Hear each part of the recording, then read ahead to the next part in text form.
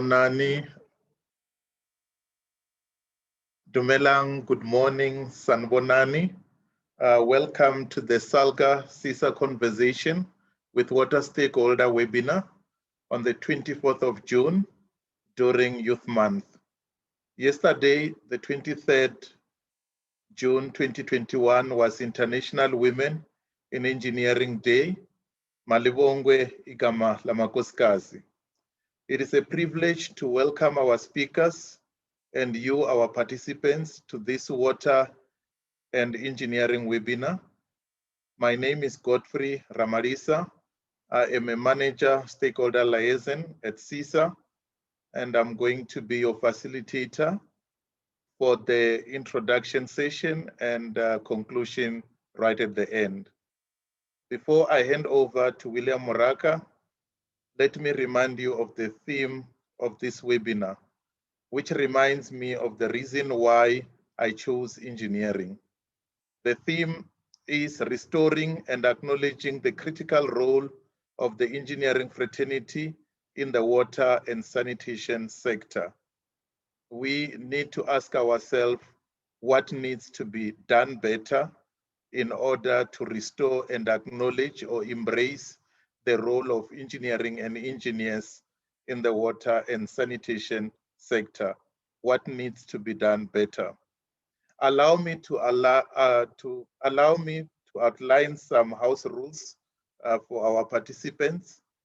At the bottom of your screen, there is a chat box or icon which you can use to share your thoughts, comments, to ask questions, share ideas.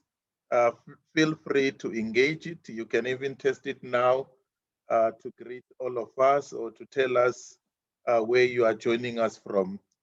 That's the chat box.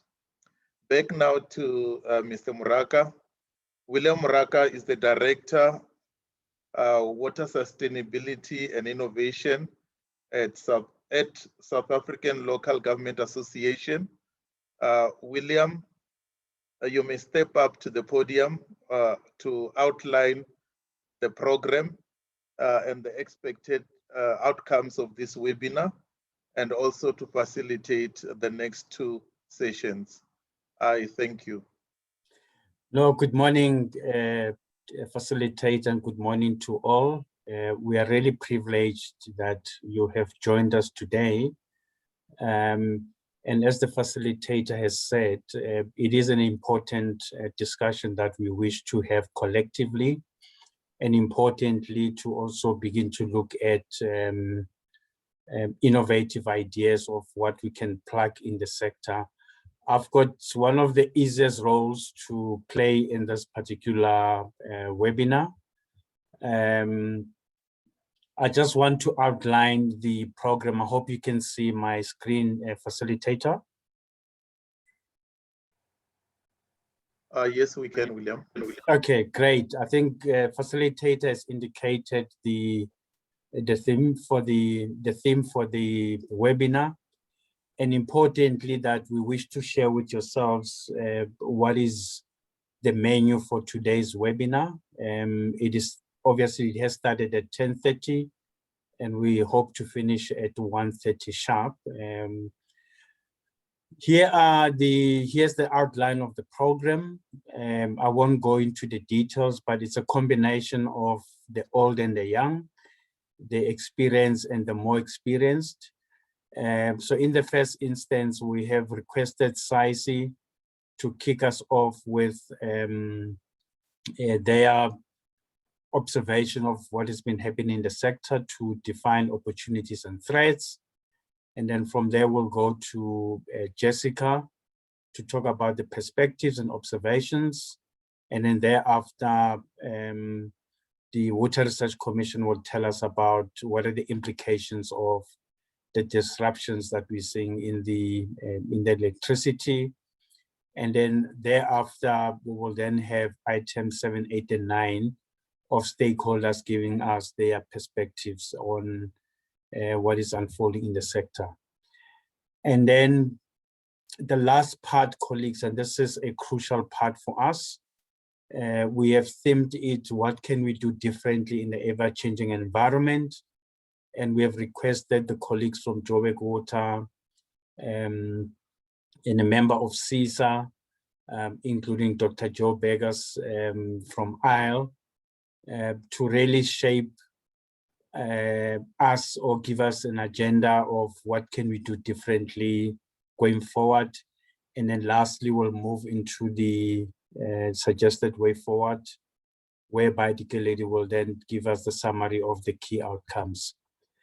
Importantly for us, facilitators and colleagues, is that here are the anticipated outcomes. And what we did, we looked at what is the mandate of Salga. And here is part of our mandate, looking at developing common approaches, enhancing cooperation. And the most critical one for me is finding solutions for problems relating to local government generally. And I think today's webinar is a start of that engagement as we find solutions to problems or challenges that we're faced with as local government and as a sector collectively. So, Chair, that's the end of the outline of the program, including the anticipated outcomes. I wish to thank you so much. Thank you. Okay, thank you. Thank you very much, William, for sharing the anticipated outcomes. This platform, finding solutions to speed up implementation. I think we've got very good plans and sometimes also good ideas in terms of technology, but we need to implement all these things to meet communities' needs. Thank you very much, William, for your talk there. Moving forward, I would like to invite Engineer Sugen Pillay to the podium. Engineer Pillay is the current CISA President and Director at Sitolele Consulting. Engineer Pillay will be sharing his opening remarks regarding the webinar as we ponder on the question, what needs to be done better to restore and embrace engineering in the water and sanitation sector. Many thanks, our President, Engineer Pillay. You can present your talk. Thank you to our facilitator and our program director. Godfrey, if you can please confirm that you can see my screen or presentation. Positive, we can see it. Thank you. A very warm welcome again to each and every one of you esteemed guests on behalf of CISA. And thank you for taking the time to join us this morning for this very important and critical conversation as to how we can move our water sector forward.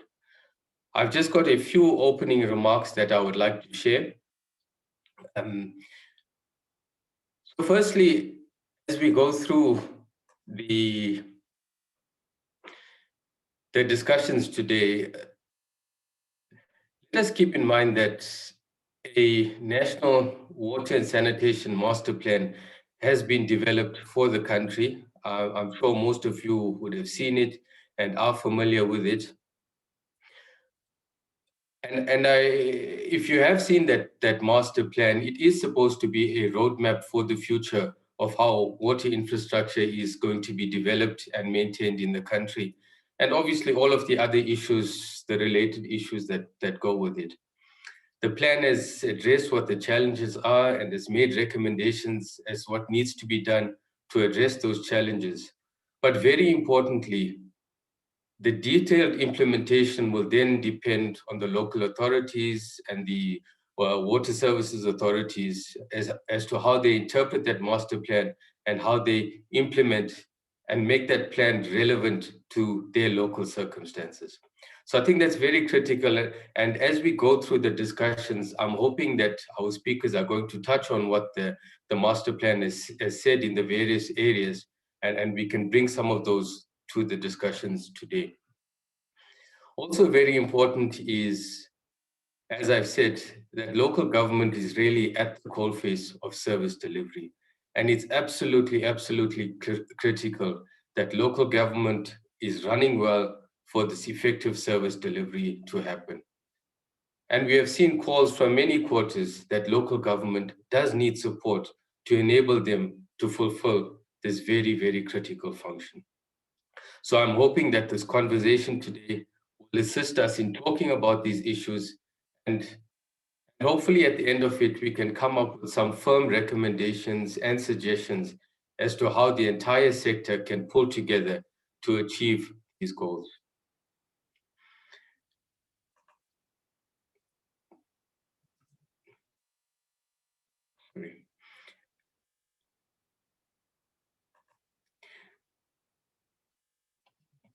My next point is really about our resources. And here I want to talk about two critical resources. Firstly, obviously, our water resources are very critical. And there's a lot of information in the public domain about the state of our wastewater treatment works, our water treatment works, the work that our catchment management agencies are doing. And all of that is actually geared up to how we preserve this very precious resource of ours. And we know how limited it is. Many parts of our country are facing or have come face to face with their day zero scenarios. And I think all of us understand how critical and precious this resource is. And there are a lot of plans, and part of this conversation is how do we cherish this critical resource. But I also want us to cherish another very critical resource that we have in the country, and that is our engineers and our water sector professionals. And I'm very, very glad that the theme of today's discussion is how do we bring engineers back into engineering and into the broader discussion about how these resources are maintained and managed and implemented. And coupled with that, I also want us as a sector to embrace all the skills that we have in the country, and not just the skills that sit in the public sector. There are skills that are sitting in the private sector. There's expertise in the private sector. And I'm hoping that when we bring all of these skills together, that we regard all our engineers, whether they sit in the private sector or in the public sector, as a national asset and our national resources, then we can come together and find the solutions to some of these problems. As I've said earlier as well, that our local government needs a lot of support in implementing and delivering on their mandate. And I'm hoping as we get to the end of the discussion, we get to a better understanding as to how we can pool all of the resources that exist in the country, this very precious asset and resource base that we have in our engineers and water sector professionals, to bring all of those together. So with those very few opening remarks, I'm going to hand it over back to our facilitator, and we're really looking forward to the speakers and the different perspectives that they're going to bring to the conversation together. So thank you for that. Okay, thank you very much, Engineer Pillay, for your words. Hopefully that is what is going to happen with today's session, to breathe life into the master plan so that our people all over the country, including the village of Matiza, where I come from in Limpopo, will have water. For now, they do have people that are qualified as engineers, but they're still sitting there without water. At this point, I'm going to hand over to William to facilitate the next sessions. And let us ask ourselves this question: what needs to be done better to restore and embrace engineering in the water and sanitation sector? I thank you. No, thanks, Gottfried, facilitator, and thanks for those welcomed, warm welcome from the president of CISA. Indeed, President, that we really need to ensure that we collectively harvest the skills in the country to be able then to move forward in terms of addressing some of the challenges that we are faced with. And importantly, that our focus will be on the master plan as well. However, there are some other issues that might not find expression in the master plan that we might want to unearth here today. And we will have to have some discussions with the department as we move forward. So thank you for those words of wisdom. Colleagues, to kick us off as outlined in the program, we wish to invite Abri Vermeulen, who's a PR engineer, and he's the chair of the water division or water engineering at SAICI, the South African Institute of Civil Engineering, to kick us off with an important setting the scene presentation about what they have observed as opportunities and threats in the water sector. Over to you, Abri. Good morning, everybody. Thank you very much, William. I'm trying to, are you seeing my screen? Yes, we can, thank you. Okay, great. I know I don't have a good camera angle, but yeah, I'll try my best here. Thanks, everybody. I think this is a very good initiative, and I've been asked to provide SAICI's perspective, and that's what I'll do. I'll try and watch the time. I know I have 20 minutes. So firstly, before we go there, I mean, this presentation does not reflect my opinion. I asked widely for input to it, particularly from the committee. We have a committee of the Water Engineering Division. So they provided input. I also specifically asked input from Sam Amot, who does the infrastructure report card. And just to mention that we are working towards doing a revised infrastructure report card. So Sam provided input. I also got input from Alison Lawless, who I'm sure you're all aware of, who has done the numbers and needs, the original one and the update, and I'm also including some of that slide. So yeah, just as a background to SAICI, we have around 15,000 engineering professionals in the country, civil engineering professionals. So SAICI is civil engineers, and as you know, water engineering is a subset of civil engineering. And the 15,000 is engineers, technologists, and technicians. So they obviously also work in other sectors like transport, rail, structures, all of those things. The current membership of the Water Division is 3,122. I think there are a few more professionals that are not membership. I think last we looked on, we probably 80% of the water practitioners were members of SAICI. So that's great. The water engineering is one of 11 divisions, and we represent the industry's view, and we are widely representative of civil engineers in South Africa. So I think that's quite important because the water division, as well as our committee, consists of professionals, not just from the private sector, but also from the public sector. We have people on the committee from the Department of Water and Sanitation. We have people that work at municipalities. We have people that work at water boards, at TCTA, in engineering, in construction. So it is widely representative of the engineering industry. Also, we are widely representative of the various races and genders within the industry. So the fact that I'm giving you this is, as I said, I'm trying to present that the industry's view, and I've tried hard to get everybody's input. So I think that's important. And, you know, some of these things, you know, that I'm going to mention actually were specifically given by people from municipalities. So maybe, you know, we know this. So I think, you know, as I was listening to the previous presentations, I was thinking this is a very good conversation that we are having, but we are still talking to ourselves. So while it is great that we talk to ourselves, we also need to think about how do we take this further. So maybe in the context of the water sector, if you work in the water sector, you will know this, but I think it's important to frame it. I mean, in South Africa, we have a water scarcity, and that scarcity is not an absolute scarcity, but it has skewed rainfall patterns with high rainfall on the narrow coastal belt.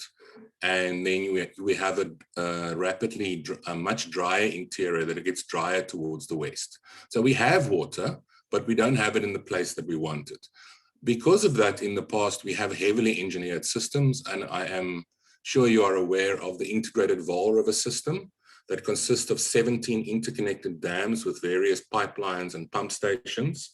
Some of those are in Lesotho. It's across various provinces, but that is to make sure that Gauteng has sufficient water, Gauteng and surrounding areas. The other issue around our water scarcity is unreliability. We have frequent droughts, on average 1 in 5 years. That is obviously exacerbated by climate change, and that's a further unknown, but we're all aware of the recent drought in the Western Cape and the ongoing drought in the Eastern Cape. So those are things we have to deal with. Then the other big one, which is very critical, is that we have rapid urbanization, which mainly means rapidly growing informal settlement. And it is interesting when you look at the figures. I did some work with GCRO a few years ago, and Gauteng and the Western Cape are the only provinces that are growing in population at a provincial level. The other provinces are shrinking, and this is due to rapid urbanization. Into Gauteng, it's from everywhere in the country as well as the continent. Interestingly, mainly from KwaZulu-Natal. And Gauteng gets 500,000 people every year additional. So the question is, what does that mean for Gauteng's water supply and infrastructure? Most of these people go into informal settlements. So the rapid urbanization is a very serious issue that we have to find solutions for. That means increasing water demand and an inability of systems to supply that water. So just as an example is the integrated Vaal River system has a 5-year storage capacity. So if there's no rain for 5 years, it will provide water for 5 years. Obviously, there will be some rain. The Western Cape supply system has a 2-year storage capacity.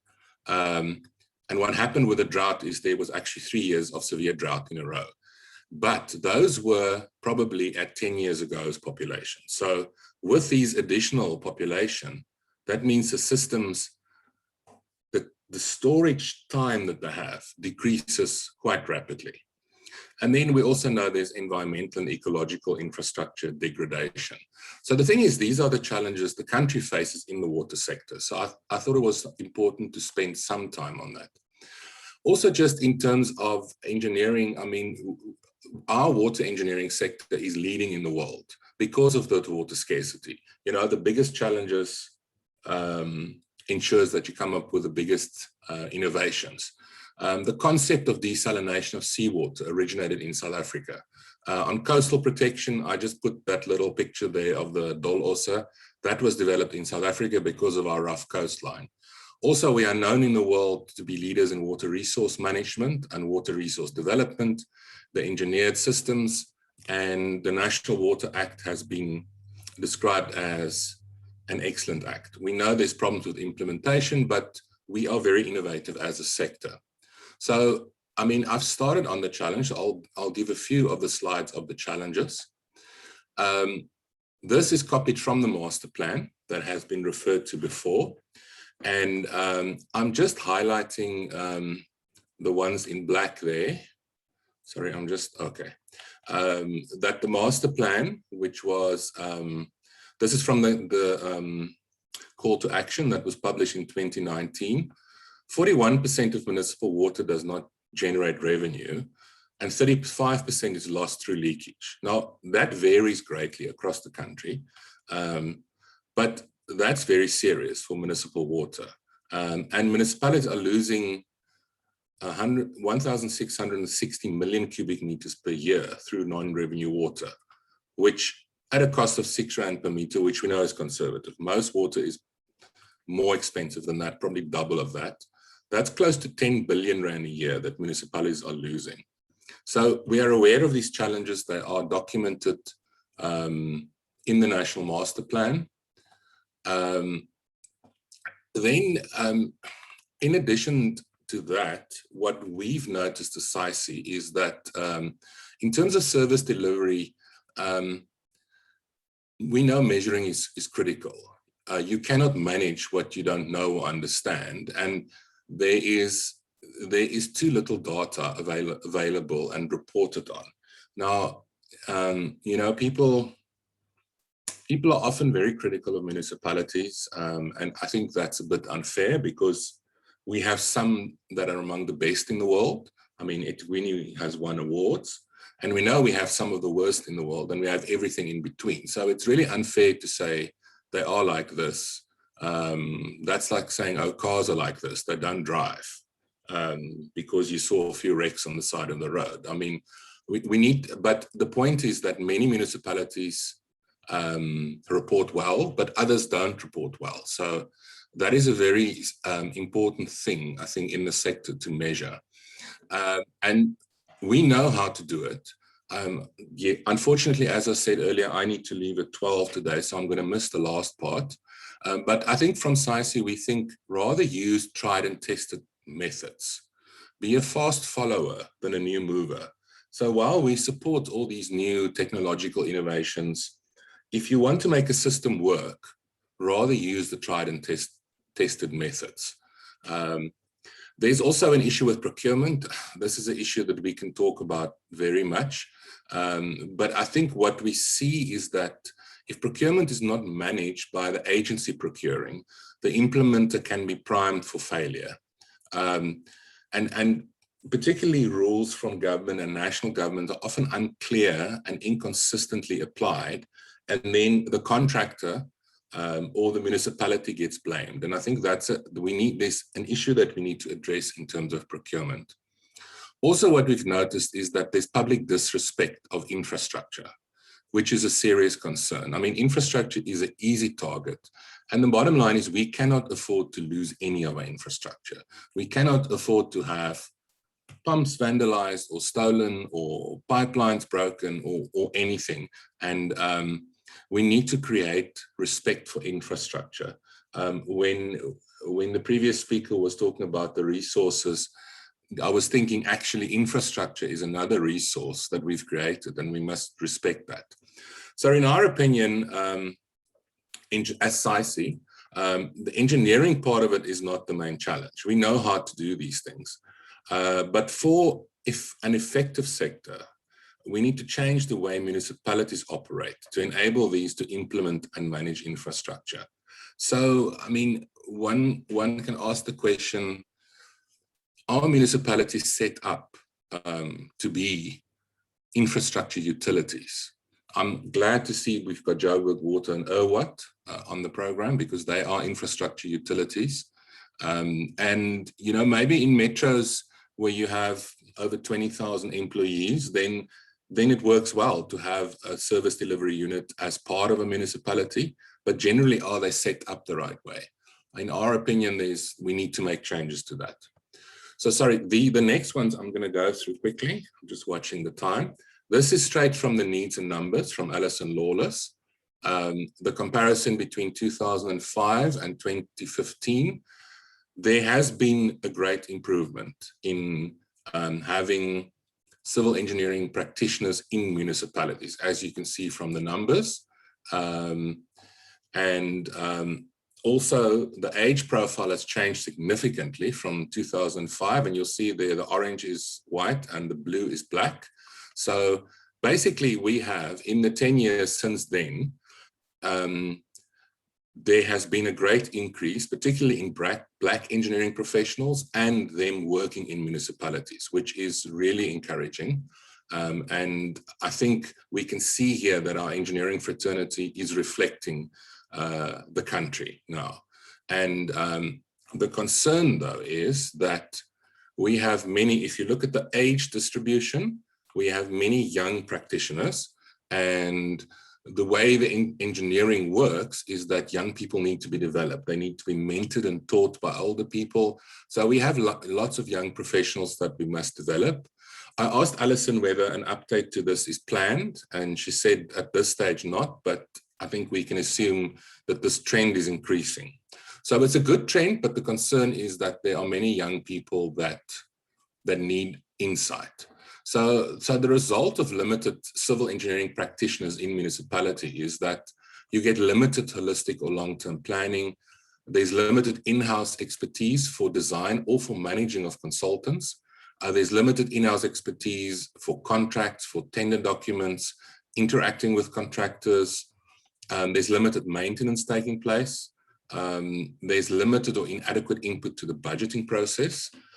Systems are not in place in terms of O&M. If somebody calls in and say, I've got a breakage, you need a system to say, create a job card, allocate it to somebody, send somebody out, give feedback. That whole system must be maintained properly.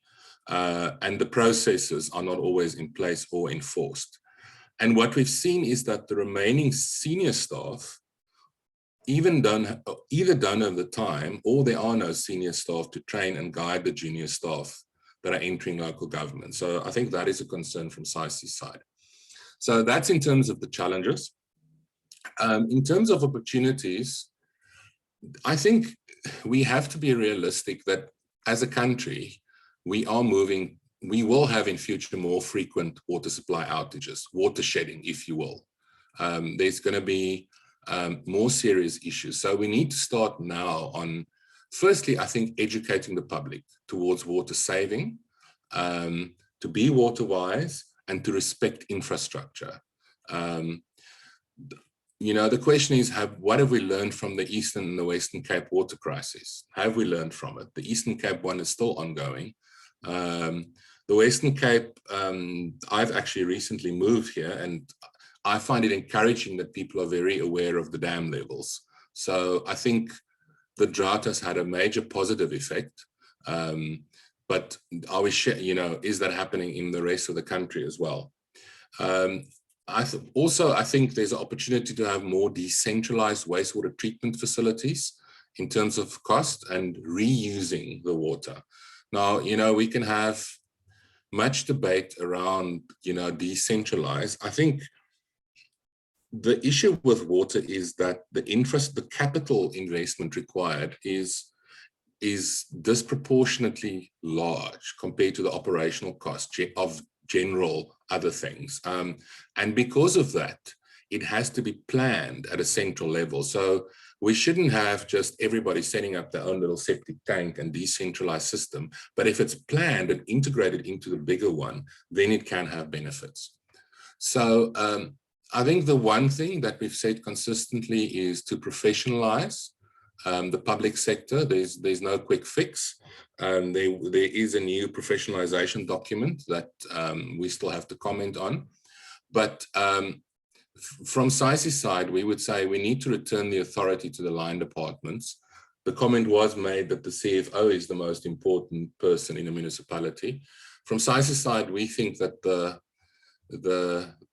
if we want to make municipalities to be successful infrastructure utilities, the main authority needs to be in the engineering department. We need to develop a competency framework with COGTA. We need to develop meaningful organograms and job descriptions. And by the way, this is from Alison's talk. Recognize and reward experience in local government and help people with their professional registration and support continuous professional development. I think what was very good, this is my personal opinion, what was very good in the beginning is that they used the term engineer to speak to somebody. And I think that is unfortunately lacking in South Africa. I've worked outside South Africa in African countries, and it's a big deal to have a title like engineer. It's the same as a doctor. And I would see in meetings, people refer and they'll say, Engineer Pillay, what is your opinion? Engineer from Vermeulen, what do you say? It's like, that's the way people talk. I previously had a colleague from India, and he was And actually, he said to me, he's very surprised that everybody in South Africa calls themselves engineer. It's the guy that came to do his IT support at home said, oh, I'm a software engineer, you know, but he's not a PR eng. And so I personally think that will help. If you register, you get a title. I think that will help with just with the general respect that we have for engineers. And then I think importantly also attract those back that have left. As CISA said previously, many of those people are now in the private sector. Some of them have left the country, some of them are in other institutions. Some unfortunately have left the profession, and I think it's important that we bring those people back. So I think the opportunities is to appoint qualified people in municipality, engineering professionals, and I think importantly into key strategic positions within the municipality and within the water sector. We need to really work on reduction of water losses, and revenue enhancement goes with it. I think often revenue enhancement is very much linked to water losses. And then we know the issue around the investment in CapEx and OpEx. I think the operational expenditure, as we know, is lagging behind, and that really is critical. And we think that if you have engineering professionals in key positions, they will motivate much stronger for getting that operational expenditure. Because the reality is, if we don't operate and maintain infrastructure according to its design capacity, you run it down much faster. If you operate a pipeline over its capacity, you can, but it will last half the time, which means you need to replace that pipeline in 10 years instead of in 20 years. And you have a very big capital expenditure then to achieve that. Then there's also around job creation and youth employment. We know that is a critical thing, and that we can work out a program to the revival of the local economy with LED, particularly around townships economy. So the operational and capital expenditure needs to very much focus around the job creation. And then we've talked about the skills development programs, promotion of skills transfer to local communities and municipal staff training initiatives. So yeah, that's all from my side. I think that was my 20 minutes. Thank you very much for the opportunity to speak to you. No, excellent, Abri. Thanks for that very insightful and thought-provoking presentation, which essentially outlined the opportunities and threats within the water sector. And I think we are taking note of on some of the issues. Please, colleagues, you can deposit your ideas and your thoughts and your comments on the chat box. We will give you an opportunity at some point to reflect on some of the issues that are unfolding as the programs unfolds. With that said, Abri, you spoke about the young engineers. So we are pleased and blessed by the presence of a young engineer, Jessica, who was CISA's Young Engineers Engineer of the Year of CISA. And she is with Bosch Capital, if I'm not mistaken, or Bosch Projects. And in that regard, let's afford an opportunity to give us a young perspective. Jessica, the floor is yours. Thank you very much, William. Good morning, Program Director, members of Salga, members of CISA, fellow participants and guests. My task this morning is to set the scene on the perspectives and observations of water and sanitation delivery at local government level on the backdrop of restoring and acknowledging the critical role of the engineering fraternity in water and sanitation sector.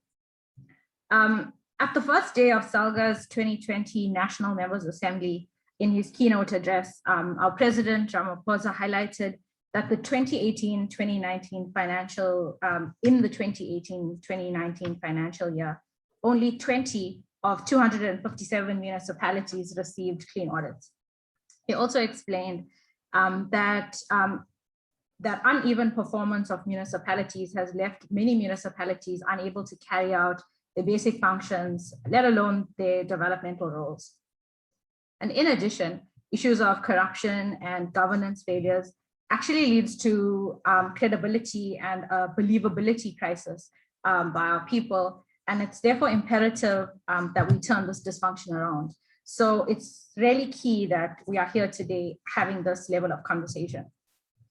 If one were to liken the service delivery and infrastructure space to the human body, the body itself would represent national government, the key supporting systems by the various SOEs and provincial departments, but local government would be at the heart, maintaining life-sustaining services via its arteries and veins as a key service delivery driver.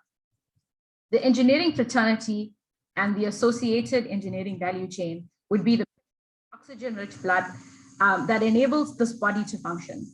And at the heart of service delivery sits local government.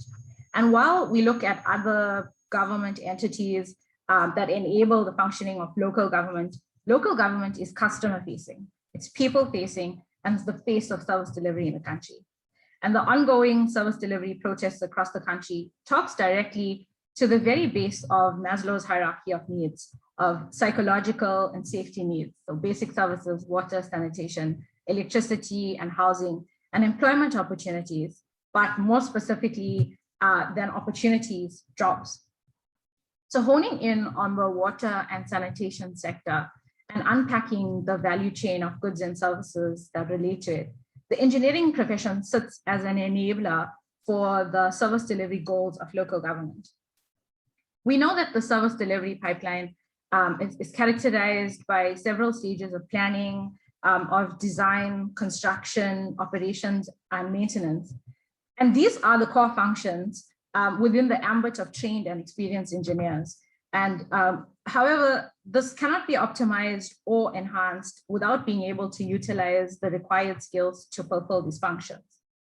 So as Abri mentioned earlier, SAIC's 2017 infrastructure report card rates the various infrastructure classes in South Africa.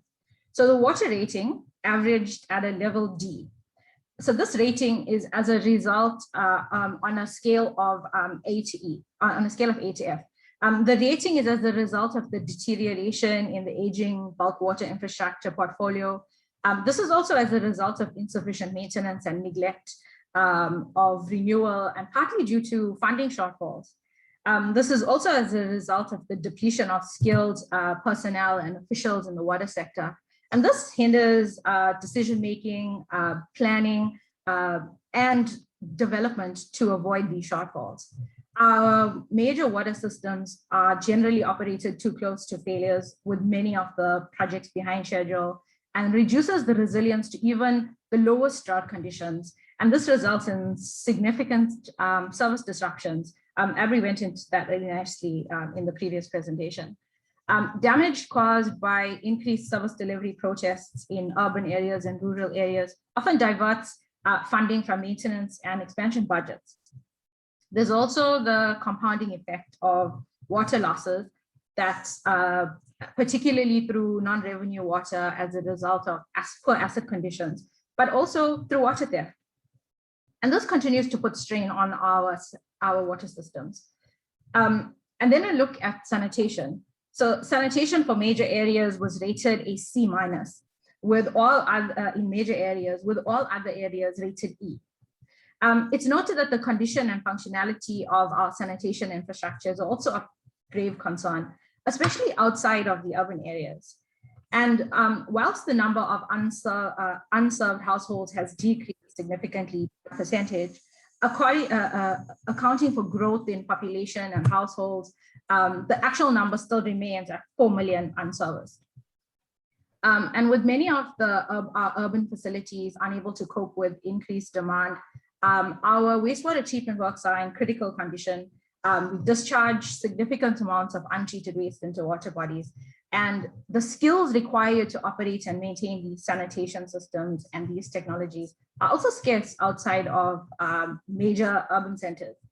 And what often happens is downstream consumers and ecosystems are affected negatively. what we're still seeing is that many rural communities still don't have access to safe sanitation, and pit toilets are often underserviced. They pose health and safety challenges. So this does paint a rather dire picture, but today's discussions are intended to seek out solutions and to also raise the pertinent actions that will restore the critical role of the engineering fraternity in the water and sanitation sector. What we need is a fundamental mindset change to acknowledge the key role of the engineering fraternity. Engineers in the public sector and in the private sector are often seen as sitting on opposing sides of the field in service delivery. The private sector on one side, the public sector on the other, and academia and research are key components, but somewhere in between. The way, particularly private sector and local government engages via a procurement system that often doesn't offer the robustness to deal with the complexities of the service delivery landscape. So I'll echo the words of the CISA president, who said that all our engineers are a national asset. CISA represents in excess of 580 consulting engineering firms with over 20,000 employees. So that gives you an indication of the skill set and experience that sits within CISA member firms. So in setting the scene for this morning's deliberations, let's consider the key role of engineers in redefining the water sector and in basic service delivery in South Africa, also considering the various stakeholders and how they relate to each other. So I've summed this up in 4 major components and that I wish for you to consider. So the first one is coordination and governance. We've seen poor coordination and a lack of synergy of activities between the various stakeholders in the local government service delivery space. Infrastructure delivery is a technically driven task, but it's often led by financial and legal and procurement professionals in this space. It's also made worse by non-engineers practicing engineering work. This has eroded the ability of technical and engineering professionals in playing a leading and coordinating role in delivery. So what we need to see is engineering sitting back with engineers. The second would be capacity building, registration and accreditations. Engineering and engineers need a home and a protecting and a promoting owner. Like the medical and the accounting professions, we need to ask what needs to be done better by our custodians and how they can enable this protective environment on the engineering profession. We see inadequate capacity building and skills development at key levels in local government, particularly for graduates.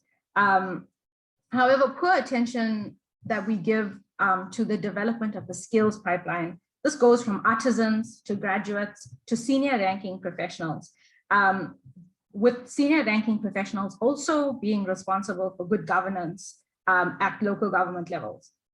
The low order books and availability of engineering work for private sector firms has also had a knock-on effect on the ability of training in this space. So the sector itself, with reduced training budgets, with reduced emphasis on capacity building, stands to lose the ability to develop skills during this critical time that we find ourselves in.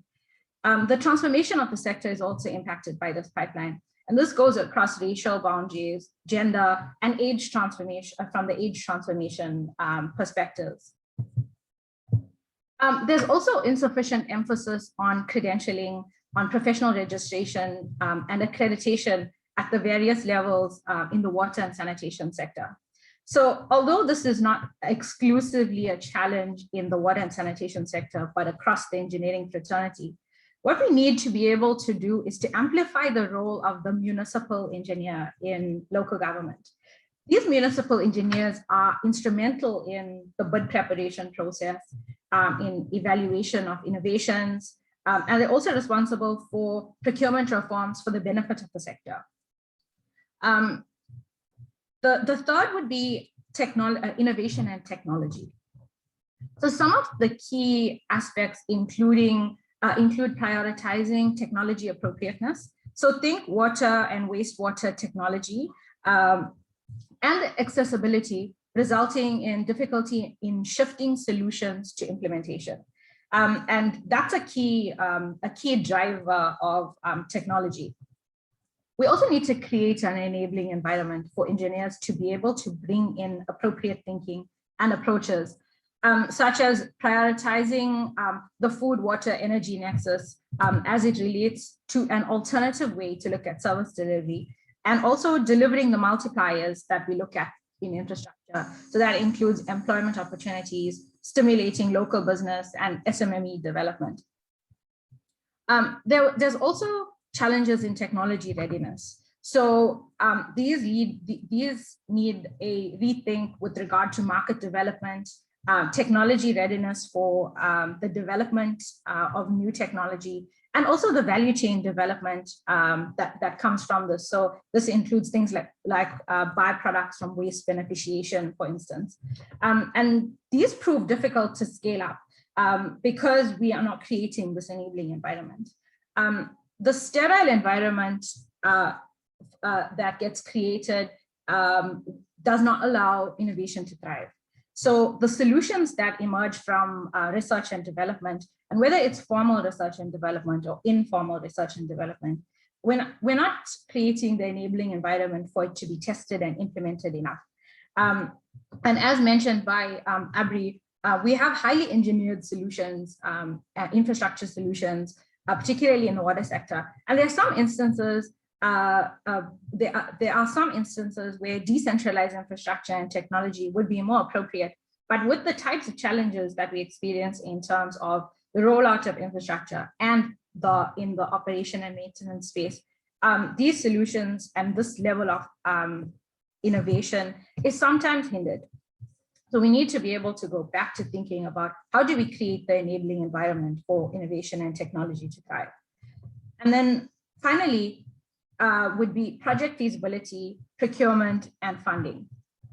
Oftentimes, our projects are not planned and designed for bankability. So this limits funding and the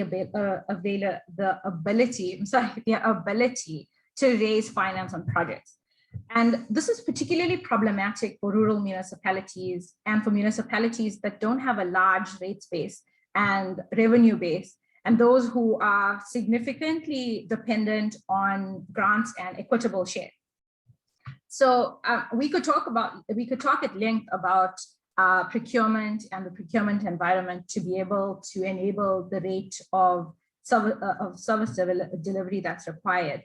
But being able to plan projects with bankability in mind is key, irrespective of whether a project is funded by grant funding or through loans or private sector finance investment.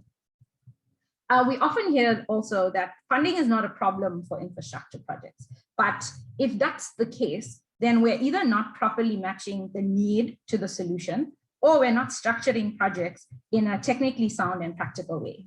So it goes back to who structures projects.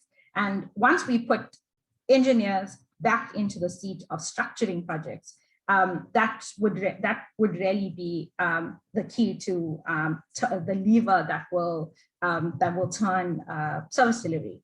So even basic services are assets, and with the correct structuring will encourage appropriate stakeholders to come on board.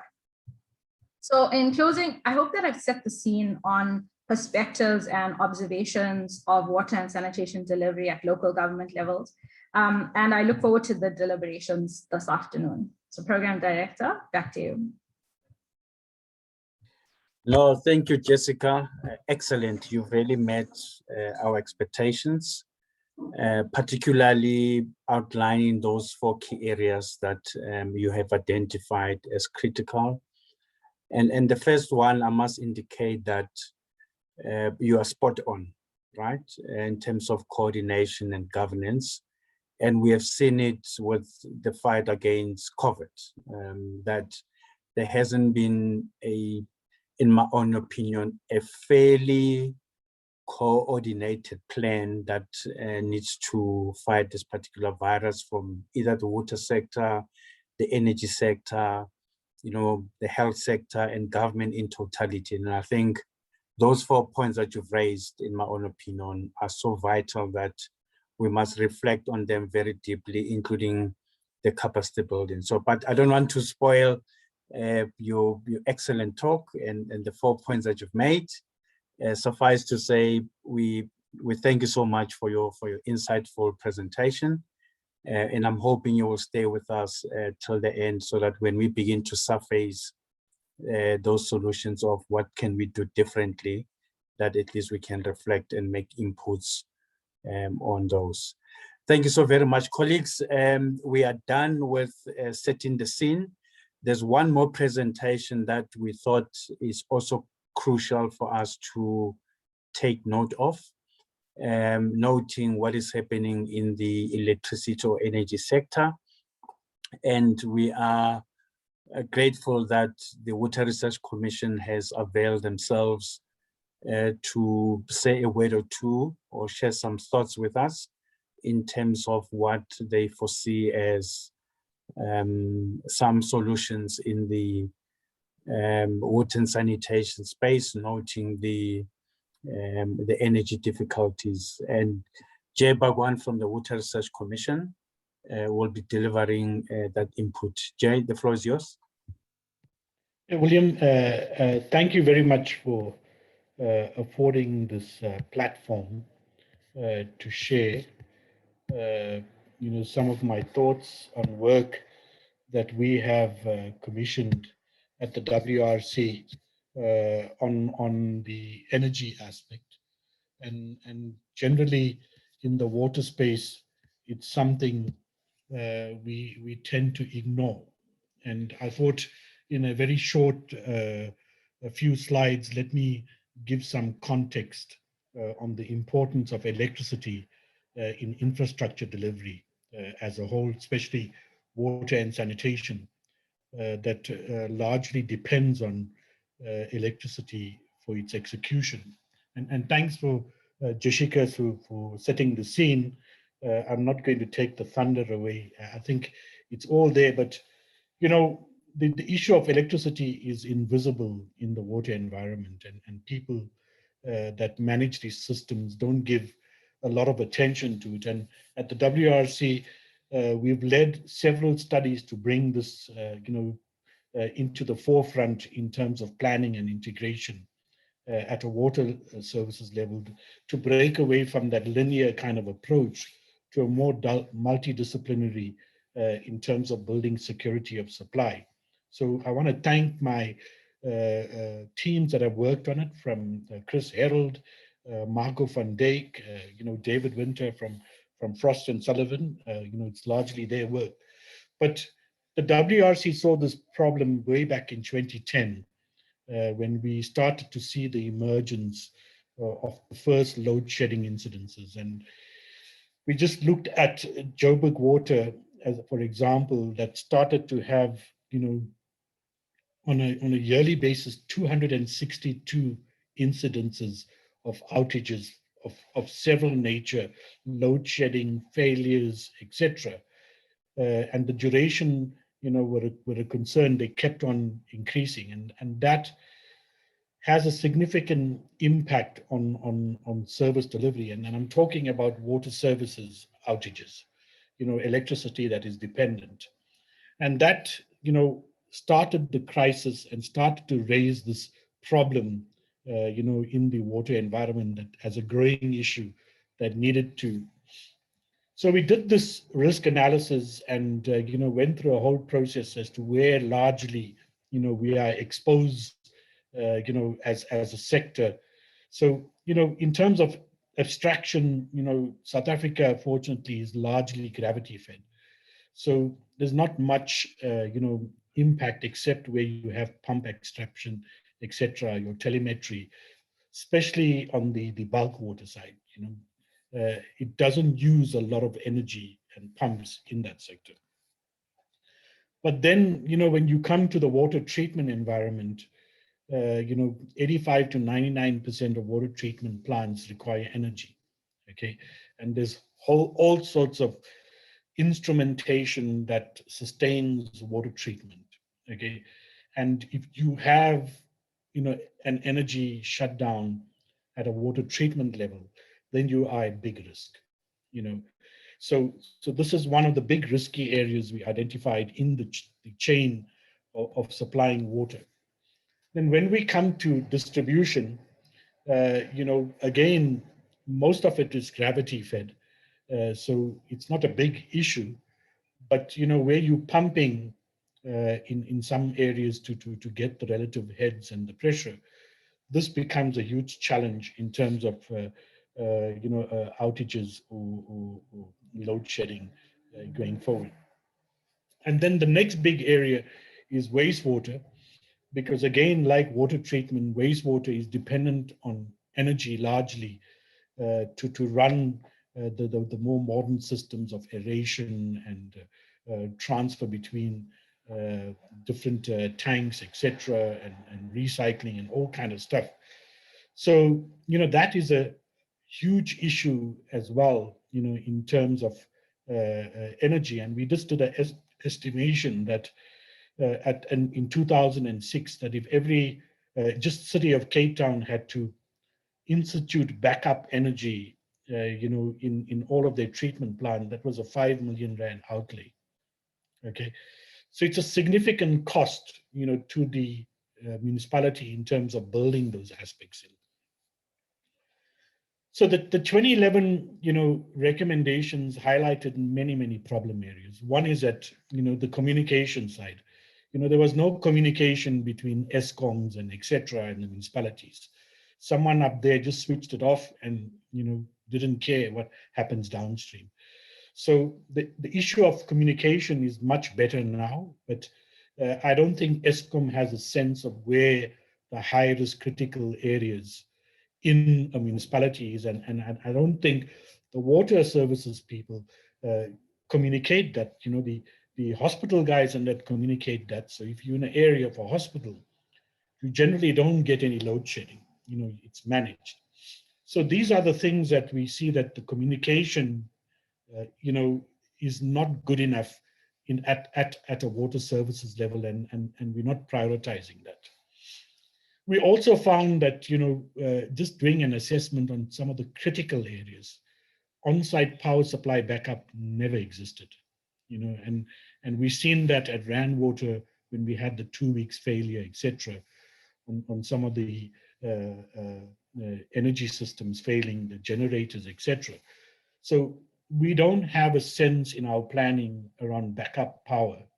Okay, that's in 2011.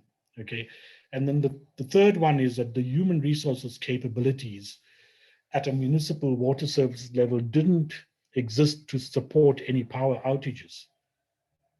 So it's again that gap around capacity and skills. And then, together with that, the contingency plans to respond to this growing problem was not in place in many of the municipalities at that time. And nothing has changed, after, 10 years, etc. We followed this up in 2018, and we took a case study approach, and not to say that Swane is bad, but Swane afforded us the opportunity to do a whole risk assessment on their energy risk, from a water services perspective. And from the modeling work, we found that, the worst case scenario is highly probable if our trajectory around energy continues, because we have so many old systems and it's so highly vulnerable, okay, that we are doing a lot of patchwork on the ESCOM side. So we can, with a 100-year and 55-year probability, experience a 30-day blackout, okay? And if that happens, it's much worse than a drought, because many things will come to, a huge standstill. But what it also, the Swane case study highlighted again is that there's lack of, any attention, and there is no preparedness at a municipal level around the connection of energy and water. Okay, it was okay, if it went off. There was no concern around water quality, contamination, etc., etc. And it's a laissez-faire. So there is still no attention on the importance of energy, okay, with many of the critical infrastructure aspects. You know, we saw that where we are in the country, we need to have backup power, both mobile and permanent, okay, in terms of dealing with this. This energy crisis is not going to go away, according to me, in the next 10 years, etc. It's going to be there. It's a long-term problem. And we need to adapt at a municipal level, okay, out of that linear approach and become more multidisciplinary in ensuring that there's a continuity of supply, that there's continuity of water security, together with the operation and maintenance aspect. And the last thing is that, you know, we've been promoting innovation through alternative energy and power generation, and very little of it is being absorbed and incorporated, you know, as an opportunity in the sector. Again, because what was presented before, we've become too used to building pipes and reservoirs that we forget that there's opportunities, you know, around us to deal with these issues. So just to share that, you know, over the years, we've been promoting conduit hydro as an opportunity where we can harness energy from distribution systems and use it to provide electricity, you know, either to battery backup or into the our own supply grids to cover some of the operational costs and reduce the need on electricity. And there's an example of Bloom Water where we've demonstrated it, and the whole Bloom Water office is off the grid in terms of energy supply, and they're saving, you know, closely about, you know, 300,000 to 400,000 Rand a year by purely just tapping into the energy that gets bled out of the system. And then, you know, Swane has taken this on in a big way, and they're starting to ensure over the next 10 years that most of their reservoirs, which is the low-hanging fruit, would incorporate a hydro turbine inline conduit systems so that it can use this energy as offsetting and being there as a backup in the future, but also into the operational environment. So this is where I think innovation needs to drive the change in the municipal environment and the engineering environment, because the uptake is too slow. Okay, we tend to hold on to our old design drawings, etc., because it offers us the efficiency, but it's perpetuating the same problems, okay, by doing the same designs. And I think we need to now use the engineering fraternity to lead the innovation space and come up with more sustainable solutions going into the future. So innovation should be part of the engineering excellence going forward. Thank you very much, William. No, thank you, Jay, for that short, insightful presentation on essentially promoting the nexus between water and energy. And importantly, that, I mean, the message that I'm taking out of what you've just said is that the long and short of it is we've been napping, essentially. We have not been proactive. We've been sleeping on the jobs in terms of how we begin, or how we need to begin to surface this important nexus of energy and water. But with that said, colleagues, so we've finished the part on the setting the scenes. And in that regard, our next segment of our presentation will then focus on the perspectives to be given by 3 key stakeholders. And I wish to invite Mr. Mpofu from WISA's Young Water Professionals, just to reflect on, you know, what was said, and reflect on what do they think are some of the observations that they have seen, and perhaps they can even outline some of the solutions that they foresee. But I know there's a slot later on in the day about solutions. But let me invite Ashton to go first. Ashton. Thank you very much, Program Director, for the kind introductions. I must say that it has been indeed thought-provoking inputs from the rest of the panelists. I hope I'll be able to maintain the momentum.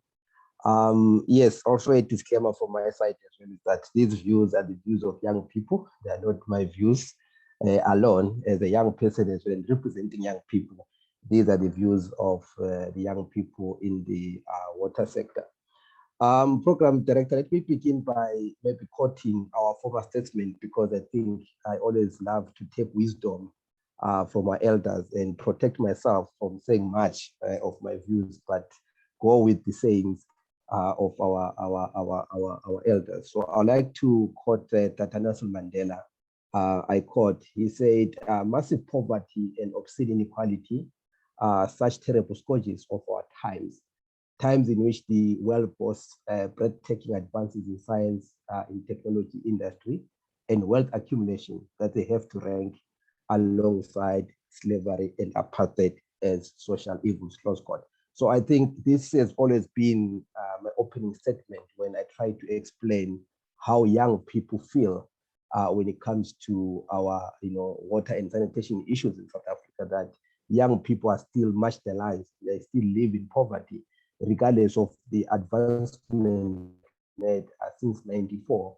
But we as young people still feel that we have not yet seen the freedom because most of our members are still stuck in obscene poverty, where there is that lack of access to drinking water and lack of access to dignified, I need to use that word, sanitation. So this is where we stand as young people, the fact that we have not seen great advances in terms of the country, the whole engineering fraternity and everybody involved, even leaders in government, to afford these basic human rights, of access to drinking water and sanitation. But the irony of it is the fact that as Jay has touched on this, as Abd has touched on this, as Joel touched on this further on, we do have these breathtaking technologies that we have in our midst. And the adoption or the absorbing of these technologies into our water sector is taking too long. We as young people feel that these new technologies can play a very huge role in terms of solving our problems. And we are technologically savvy, we love technology, and we strongly feel that our water sector needs to advance and start to absorb or embrace these new technologies. And we know that there are a number of things that we still need to deal with. One of them, of course, Abby did touch on the National Water and Sanitation Master Plan, that we have a lack of capital investment, And my one, quoting the CEO of NYDA when he presented the parliamentary portfolio, one of the things that young people have said is the fact that there is too much corruption in the country. We feel that with this kind of way of doing things, even the municipal space, there is no way that we are going to move forward. Young people are unemployed. We're sitting at about 75% unemployment rate using the extended definition, where young people want jobs. Young people have been afforded free education. We now have these degrees, these engineering degrees. We have them. We have graduated, but there are no jobs for young people to be absorbed into the working industry. So these are the particular problems that young people are facing. But the question still remains, what can be done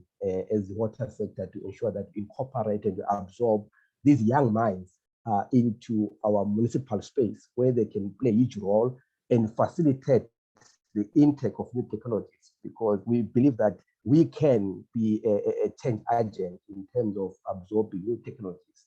As Joe might present, or as Jay might also agree with me, that one of the barriers that has been highlighted when it comes to absorbing new technology is lack of technical skills.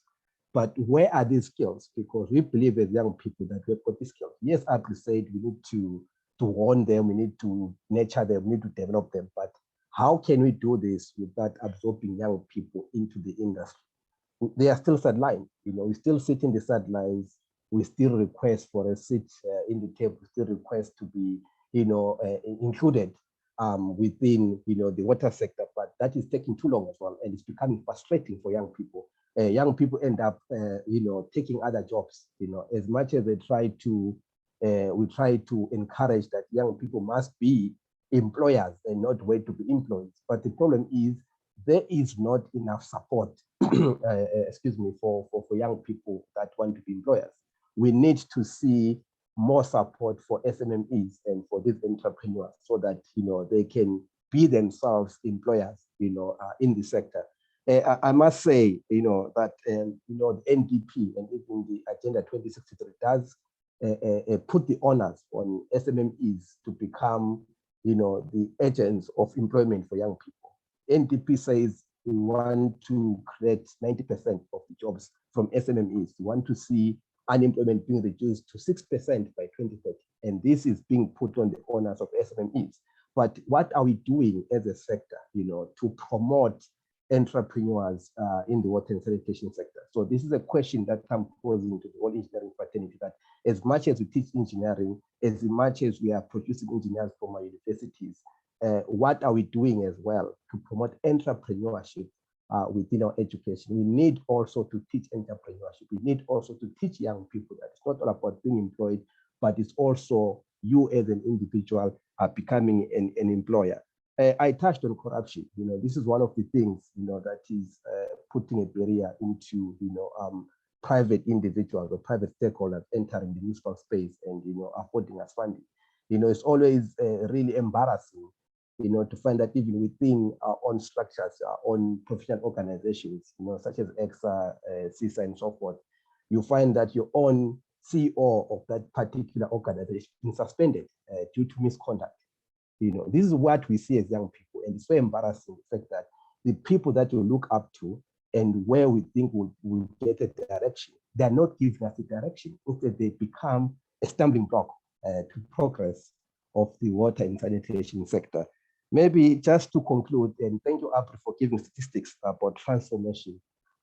We as young people feel that we are not doing enough. Yes, we might be seeing more Black professionals and more young people playing a huge role, but where are the women, when it comes to that transformation? We need to see more women engineers. And I'd like to express and say, happy belated International Women's Engineering Day for Women. I mean, that was yesterday. We need to celebrate women in the sector. So we need to absorb more young people, particularly ladies or women, to play a huge role in our sanitation sector. So with those words, I would like also to shed light that we might need to look into our governance and policies. It would be nice to see our policies favoring procurement of SMMEs or young people-led companies or organizations or businesses, so that young people get also a share as part of the economy, and inclusivity as well. I always say that engineering solutions are not always the best. Looking at the sanitation side of things, there's lack of acceptance. Looking at water reuse, there's lack of acceptance by the communities, because engineers, we think that whatever we devise, everyone goes, force feeds down people's throat. We need to be inclusive and work with young people and work with communities, so that every solution that we provide might be better accepted, because it has been co-created and co-designed with the rest of our masses. Program Director, I think those are my closing words, and I would like to conclude by quoting the statesman as well, when he said, while poverty exists, there is no true freedom. And again, he further on went on to say that as long as poverty injustice exists in our world, none of us can fully rest, close quote. I would like to end with those words from our Tatane Solomon and say that engineers that have joined the call today, as long as we have this injustice and poverty, we can't truly rest. There is still more that we can do. We can still achieve SDG 6 by 2030. Thank you very much, Program Director. No, thank you, Ashton, for that message. And I'm hearing, a lot of emphasis on tech and innovation, emphasis on mentoring and coaching, emphasis on job creation, and emphasis on entrepreneurship including opportunities that we might have to create for young people. Evidently so, we are not seeing young people emerging and really taking the bulls by its horns in this particular sector, particularly women. And in that regard, these are some of the issues we're going to have to reflect on as we steam ahead as part of this discussion. But thank you so much for that message. The next presenter, colleagues, is it's a young engineer again. This is still Youth Month. We wish to invite Tevin, who is the chairperson of CISA in KZN, to really convey the message of the youth in terms of this particular sector. Tevin, the floor is yours.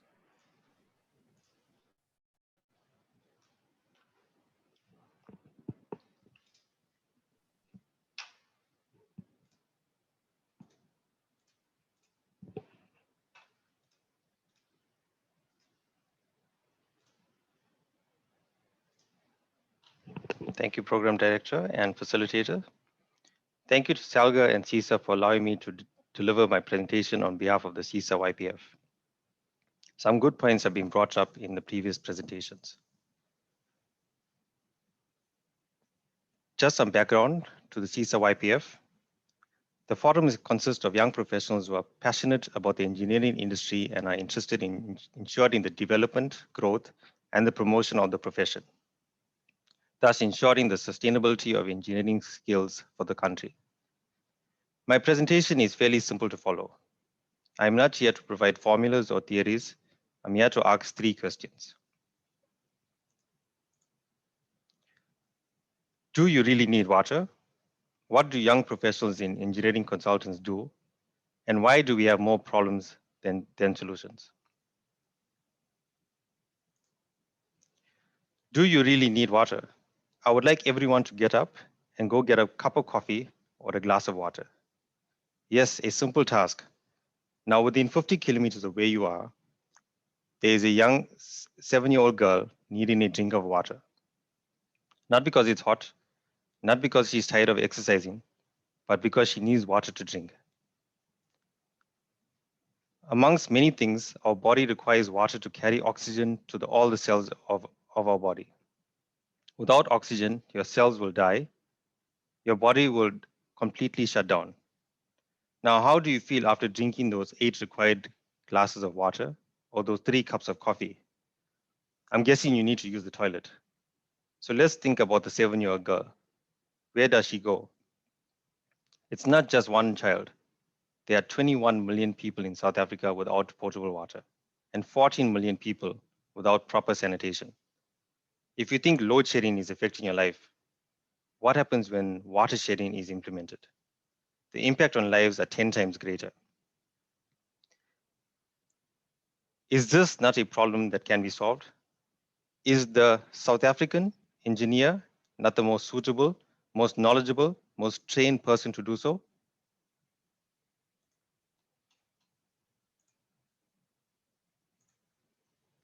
What do young professionals in engineering consultants do? One of the objectives of CISA Young Professional Forum is to find ways to bridge the large age gap between experienced senior engineers and developing junior engineers. Yes, I acknowledge that there is a gap, but think about this. Young professionals have a lot to offer as well. Let me give you a few points. Large-scale water purification by reverse osmosis was done in 1977 in the US. There would be only a selected few who could afford this. Fast forward to today, we can buy a system from an online store, Take-A-Lot, for home use. Back in the 1990s, pipelines were designed using software called PipeNet and WaterHam. Today, we make use of Civil 3D and Bentley WaterHammer. It's ever-evolving technology. I had a chat with my director yesterday evening. He said he used to draw plans and details using a TD board. Currently, we cut, copy, and paste using the latest version of AutoCAD on a desktop, a laptop, or even a mobile phone. A few years ago, we would draw out a pump station in 2D. And now I work for a company where we are able to put the client into a virtual headset and let you walk through any pump station, road, or building project before it is even given to the contractor to construct. This was done by the use of Building Information Modeling, BIM for short. This was done by one young professional who was given the opportunity and the knowledge, and he excelled. There are many young professionals in South Africa who have great potential. The potential together with mentorship can be highly beneficial. I had the opportunity to create a CISA initiative where we get registered professionals to assist candidates one-on-one with their registration process. This is one way to uplift our fellow engineering community. Do you work for an organization that has a structured mentorship program? I do, and it was a great advantage through my journey to professional registration. To aid in bridging the gap, we need to create a chain reaction. Let me explain. No matter who you are, there is always someone who is more experienced than you. Therefore, to progress, learn from someone with more experience. Then you keep the reaction going by teaching someone with less experience, and so on. It is a process, but in time, a 15-year gap becomes 10, and then 5. It's progress in the right direction. Be it technical experience or life experience, make it your goal to mentor someone. To the young professionals, make it your objective to learn.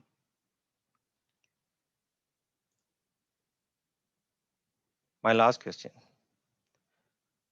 Why do we have more problems than solutions? Is our industry growing? Of the many platforms I belong to, there are many young engineers without jobs. One of the main reasons is consulting companies are struggling to maintain their current staff numbers. There are just not enough projects to keep everyone afloat. And for the few projects that are available, let me ask you, why do consultants need to discount their fees? If you're on the operating table, would you ask the doctor for a discount? Earlier, I asked if the engineer was the best person to solve our water and sanitation problems. If the engineer is the right person to solve the 7-year-old girl's problem, then it should not just mean that the engineer is involved in the design phase. Let consulting engineers and clients come together to get projects off the ground. We have highly skilled engineers who can analyze a problem, explore various solutions, determine the best route, and ensure the action is successful. Engineers only have one goal in their mind: making lives of others better. Let us learn to respect the engineer as we would the medical doctor.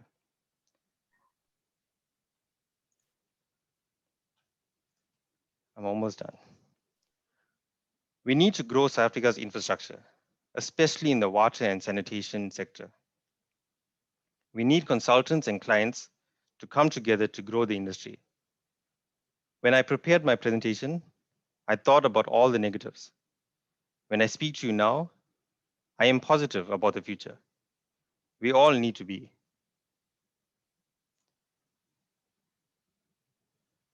The illustration is just a standard way of doing a pump station.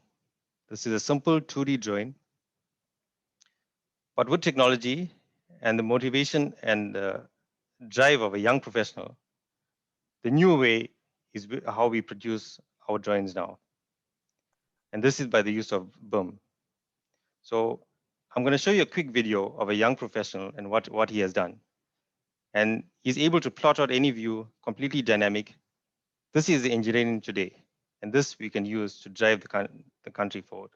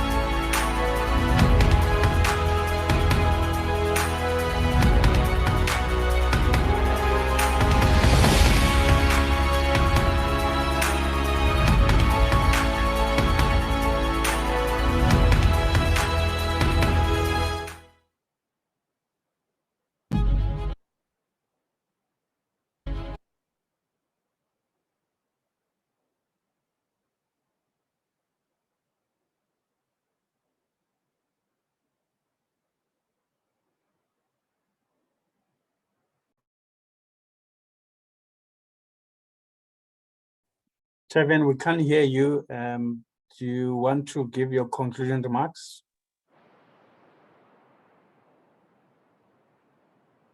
We can't hear you, Tevin. Hi. Yes, Sorry about that. yeah. Yeah. So no, that's just one of the new technologies that young professionals can bring to the industry now. And I think together with that drive and mentorship, that we can move forward, and with the assistance of the private sector and the public, we can really make South Africa a great industry, especially in the water and sanitation sector. No, great. Thanks for that presentation. The message I'm taking home is about collaboration, innovative ways of doing things, and consolidation of efforts and resources. And that essentially you've been a negative young man, but emanating from today, you're positive in such a way that you're available to offer your skills to better the country. Yeah. So thanks for that. Colleagues, there was a bit of a misunderstanding with Tumelo Khopane for him to give his input. He will join us in a minute or so.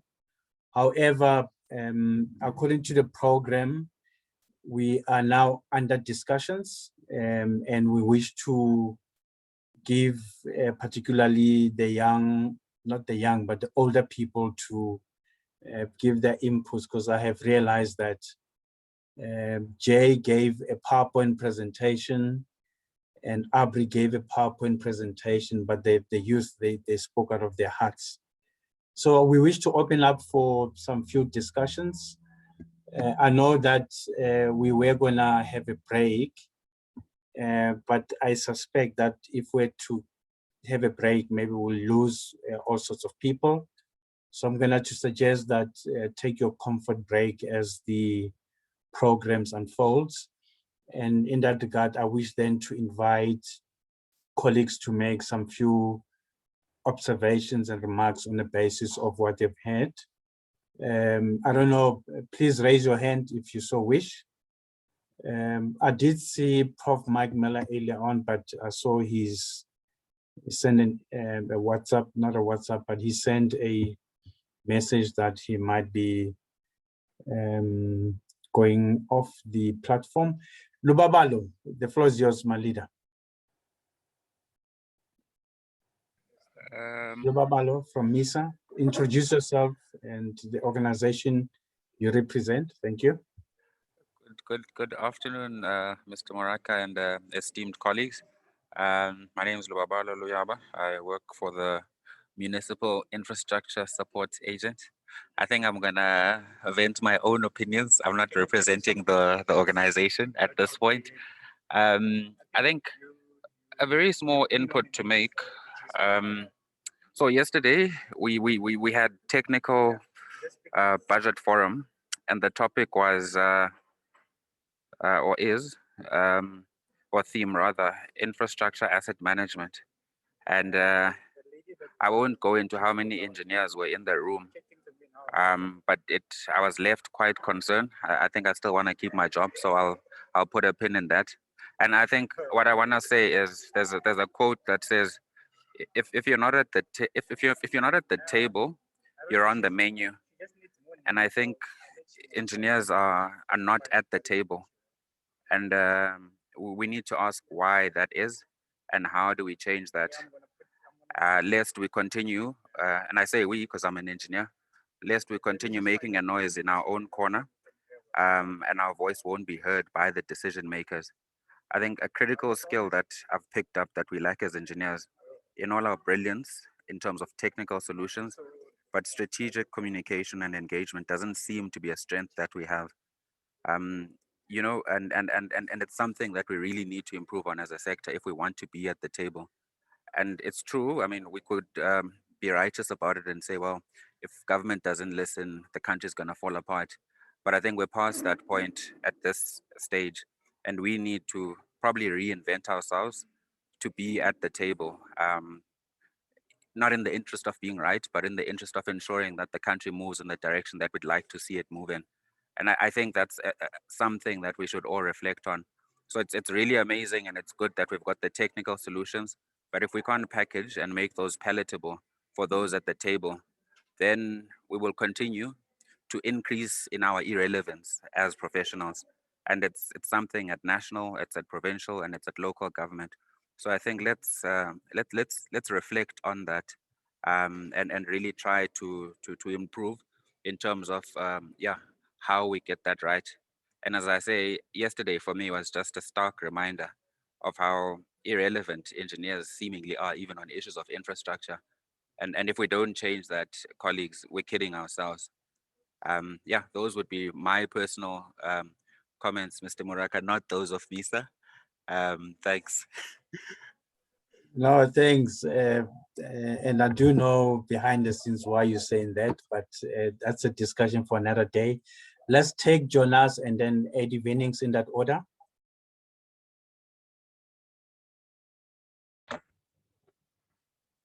Thanks, Chair. It's Jonas from Mwat local municipality. I would not also be representing the organization, but I wanted to add on the this issue of having untreated wastewater discharged into the receiving water bodies, the rivers. I think this is influenced by a lack of political will, just to be honest with ourselves, that it is not almost everybody who can operate and maintain our wastewater treatment works.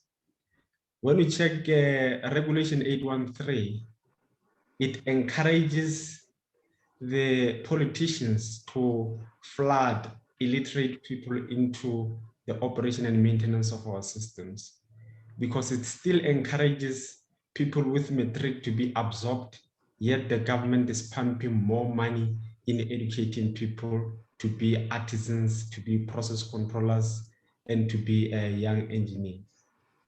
So for so long as this status quo remains of politicians just deciding on deploying instead of employing the skill that we do have in South Africa, I think it's not going to change.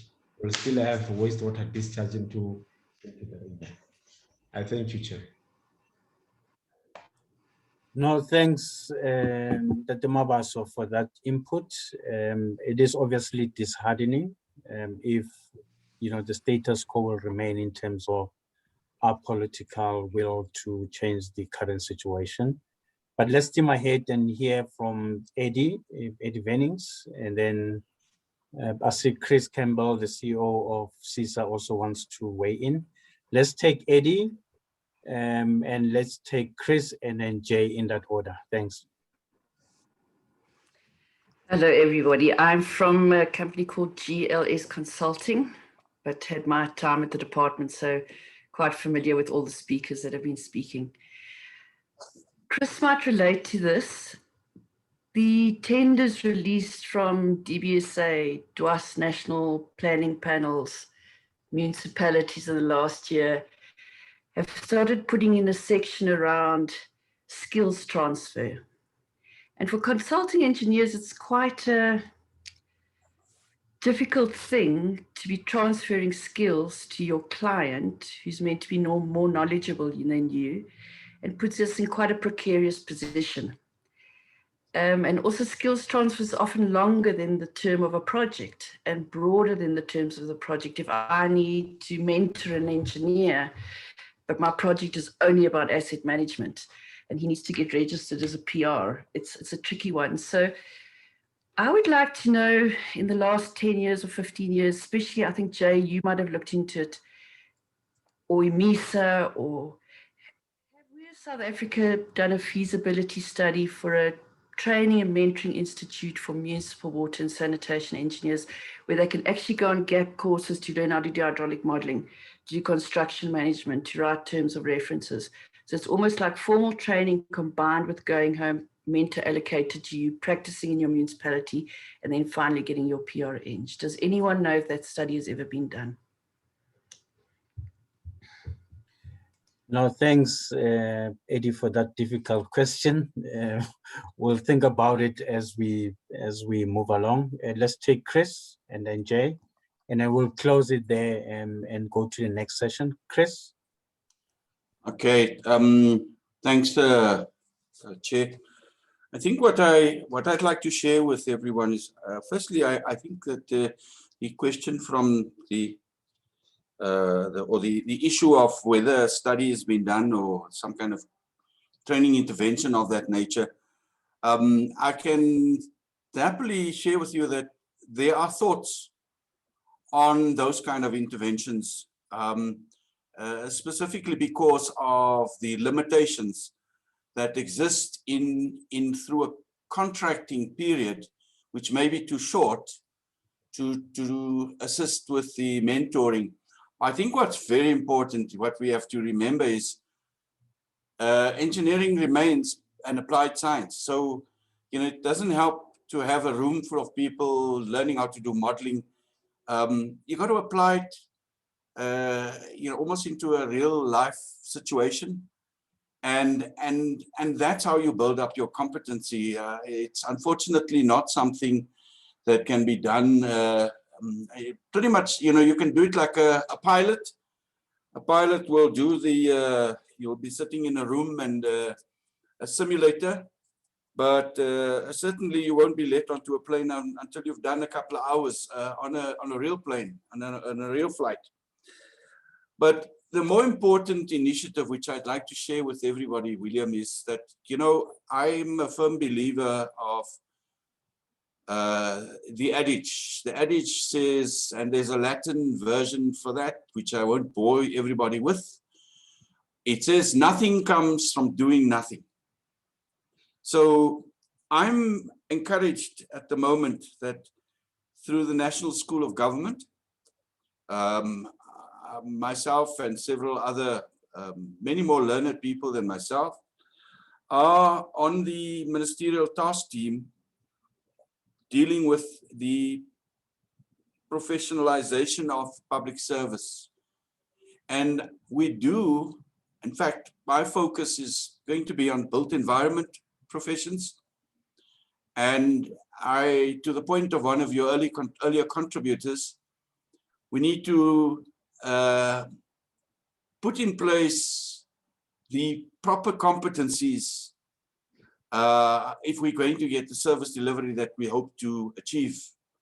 In water specifically, you've got to have knowledgeable people, and I think what the process will seek to do is to depoliticize appointments, and your engineering practitioners responsible for the engineering output in service delivery.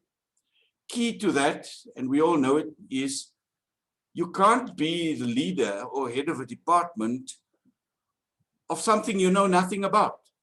So a lot of that has to change if we're going to get it right. And we now have an opportunity through this framework, which the minister is very adamant about getting implemented, to almost try to reset the problem. We understand that there are too many challenges that are going to take lots of political will to overcome. But certainly, if people are, if they are not trainable, if they don't have the basic education, then and they in specific departments, then it's a non-starter, and we're going to have to grapple with that in terms of getting it right, getting the structures right, getting the people, the appropriate people in their correct positions to be able to pull off this turnaround. So I'm going to pause. I'm going to stop there because I could go on for a long time, but I'm encouraged that there is political will to not just talk about professionalizing the state. And we're not only talking, we're talking professionalization as a behavioral trait for a start, but also competency in respect of registration with professional councils, and then also fixing up the unintended consequences of you know, good ideas like OSD, which has gone pear-shaped. So there is some hope on the horizon. Not like a light switch. It's unfortunately not going to be instantaneous, but if we start working at it, we will be able to achieve that turnaround. Thank you, William. No, thanks, Chris, for those inputs and comments, and certainly we look forward for you to influence the professionalization of the public sector. Marcio also sits there, and it's something that we will be advocating for. We are obviously running out of time, but Jay, you'll be the last, and then directly after that, let's move to the other session. Jay? Yeah, so look, you know, we shouldn't, you know, we've complained a lot about our poor governance, you know, our poor governance situation. I don't think, you know, in the past it was better. It's just that, you know, the older guys found a way in an innovative manner to deal with that governance. You know, we're in a situation now where the new leadership is black, you know, so we need to innovate ourselves, you know, on how we build our own relationships and behaviors to tackle this new way of governance, because their lens is very, very different compared to what was there in the past. And I don't think we should benchmark, you know, that, you know, the past was better kind of thing, etc. We should see it as a new opportunity and a new challenge, and find the mechanisms and the mechanics to work on that pathway. And that's what I like what Tevin was saying, is that, you know, the younger people, you know, have a better opportunity, and they don't have any of the hang-ups, etc., to actually push the boundaries of being innovative in this governance environment that is a little bit challenging for us older folks, okay? And find that rhythm that brings engineering back into the forefront and build that confidence, you know, that the system starts recognizing that, hey, we need these guys more than what we thought. So I just want to leave that little bit thought with you all, that you know, there is an opportunity, and we should take it, you know, by its horn, and I always use the word innovate and create in working with this new order that is out there. Thank you. No, thanks, Jay, for those inputs. Colleagues, I wish us to move into the next session, which is essentially framing some of the solutions that we might have to consider. And to help us do that, I wish to invite Dr. Kuzwayo from Joburg Water to deliver his input in this particular important session of what can we do differently. And importantly, that I'm sure as these processes unfold, we'll probably look at a way of reclaiming the status that engineers have. Dr. Kuzwayo, the floor is yours. Good afternoon, everyone. Can everyone see my screen? Yes, we can. Are you able to put it on the, but it's fine, because otherwise I'll mess up your, please proceed. Anyway, yes, thank you, sir. I suppose from our side, we'll be looking at a sort of a different angle on how one can look at innovation and tying in, of course, with engineering. But specifically, I'll be focusing on what we've done, or at least the approach that we're taking within the Joburg water space in terms of how we look at engineering, and how we embrace the idea of innovation within that space to create solutions. Anyway, so basically one thing that we need to define that I've seen around, which actually is a problem, is that people struggle to define what innovation is in terms of the space that they occupy, especially when one looks at a municipal space, where they look at it from a case of we just service deliver, and we don't really look at anything beyond that point.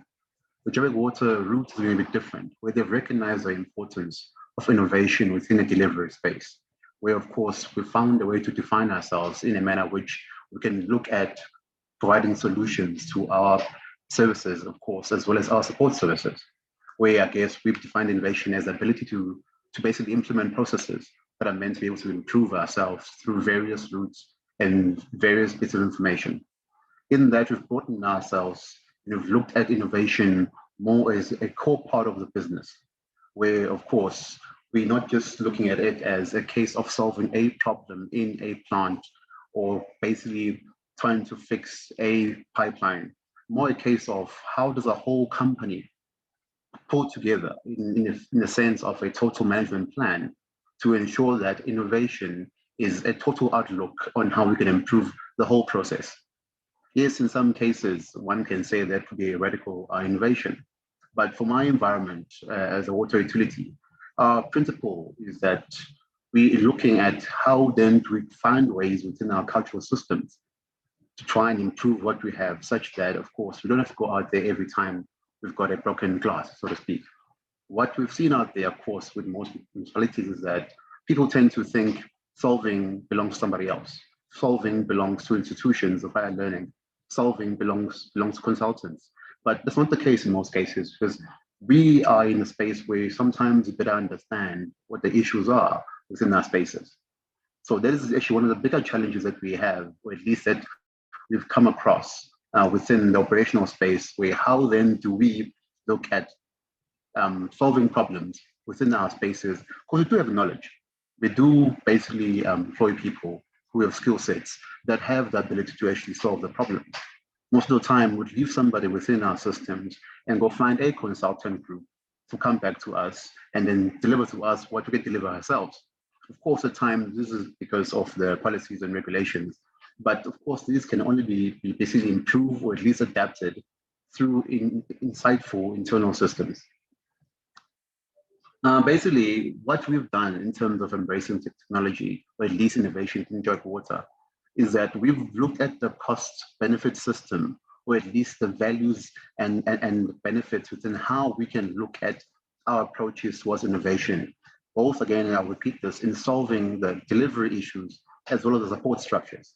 So the Innovation Office at Joburg Water has been provided a huge segment of operation where it's able to look at problems, finding ways to deal with, of course, through WRC, dealing with higher education institutions, and whichever stakeholder groups are involved, including CSIR, in how then we deal with issues to try and deal with the issues we have on site. To a point where the Office of Innovation Technology is now become an academic office within the operational space of Joburg Water. That makes sense. So that is the embracing of innovation that we've taken from a Joburg Water point of view. The journey, of course, through this hasn't been easy. It's been long because it's very difficult to change existing cultures and traditional cultures. And of course, this concept was started by people who actually had visions with regards to how this could work. Clearly, there have been issues over the years, and I'm not certainly saying that Joburg Water is now perfect and actually functioning in a manner which is ideal, but it's a manner in which we are planning to go forward in how we're solving issues with regards to both our operations and how best to deliver water to the city of Joburg, our community. And of course, over the years, the individuals who were there have had to come together to actually fine-tune the system, such that, of course, what do we need to ensure this office improves? Who do we get there? And then what qualifications are relevant in order for us to be able to deal with this journey? And of course, so with my current sitting in the office, it's been a journey where I'm able now to see how best we can go forward in pushing the journey such that Joburg Water does perform in an innovative space and it does embrace all the elements within innovation. Because for me and Joburg Water, to be honest, the innovation space, it does form the core function of a business. For whether you are in operations, whether you're in legal, whether you're in project management, we need to find a way to improve yourself such that the company can perform. So that is the overarching goal of how Joburg Water is looking to deal with things. And of course, excuse me, there are clear goals which have been defined in order to be able to do so. And for any organization which is going to do the same thing, it should be prudent for them to actually not have goals in place, of course, in line with what they have and the understanding of their own situations. Because you can't expect, for instance, a small remote municipality to try and behave in the manner which a metro such as Joburg or Tshwane or Cape Town might do so. So defining those parameters is very important to ensure that, of course, you're always trying to achieve what you have in mind. And of course, you're not overburdening yourself into what you're trying to go into. And of course, what does it entail? What does innovation entail when it comes to Joburg Water? I've listed a couple of, or more than a couple to be honest, of our pointers on how Joburg Water now is looking into innovation and what innovation can do within the company. And if one looks at the list comprehensively, it's obvious that it covers basically both the upstream and the downstream routes into how the company functions as a whole. So basically, even when there are strategic meetings, strategic gatherings, innovation needs to form a core part of that. It's able to basically branch into all the different department or different subdivisions of the company. And of course, they give advice and improve what services that there are in their spaces. So I'm not going to go through the whole list as is, but I'm hoping you'll give an idea of how broad one can look at innovation in a space where you're actually dealing with services. And of course, if you're in a water sector, it is more imperative that you understand fully what you're trying to achieve. Now, how did this approach come about? Basically, from a Joburg Water side, the allowance, so to speak, to allow for the Office of Innovation to perform its task. This vision, of course, must go from top down, where, of course, the MD and the CEO of Joburg Water are very strong on problem solving. They're very strong on how do we get solutions to ensure that, of course, number one, we do minimize losses if we are finding solutions to simple things. Of course, we also create a better culture when you ask people to be involved in their own environment. When you empower individuals with the space that we're in, it's easier for them to understand fully what they're trying to do. Because a huge part of running a water utility space is having a huge personnel contingency. And they all need, of course, to be involved in how we deliver water. That if they are happy, the odds are they will get value for their involvement. And it's easier then to ensure that we go forward as a system. But this narrative has to come from top down, where people understand fully that they are being empowered to try and solve issues. Of course, the idea, which is also a bit different through the traditional ways of thinking, is that an organization such as ourselves should be able to be self-reliant and self-sustained to some level. Because, for instance, I'll give you a simple example. You know, when a pipe bursts in a treatment plant or something, the first thing to do is to call somebody and then get an RFQ going and get a consultant to come through. Whereas you have somebody already there who can easily go find a spanner and fix the pipe. But those routes have been taken away through, of course, many processes, including policy. But of course, we are able now to go back and say, as Joburg Water, how best can we deal with this issue? Can we do a feasibility study into the costs that are related if we were to get somebody from outside versus the cost we would incur ourselves if we had to use our own resources to try and fix the issue? Of course, the aim primarily being able to fix the problems ourselves, being able to also make sure that we foster a culture of creation. And of course, what are the realities that come with such an approach? Basically, the innovation should be embraced company-wide for it to be effective. Otherwise, if you're working in a silo, you're not going to achieve much. Because again, one of the things I've had to do in the company since coming through is to create a network within all the departments, fully understanding what we are trying to achieve, so that if they do have a problem, they do have an issue, if they do have an idea, there is an office which is able to percolate throughout, being able to ensure that their goals can be met, or at least their wishes can basically put forward.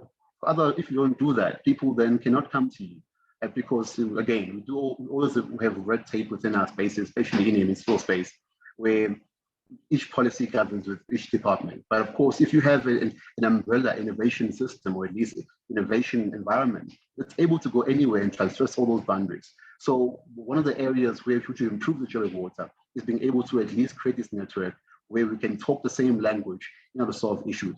And of course, the benefits are there, but of course, the returns may not be there for now, but in the future, it's easy to see how we can benefit from understanding, or at least using this approach.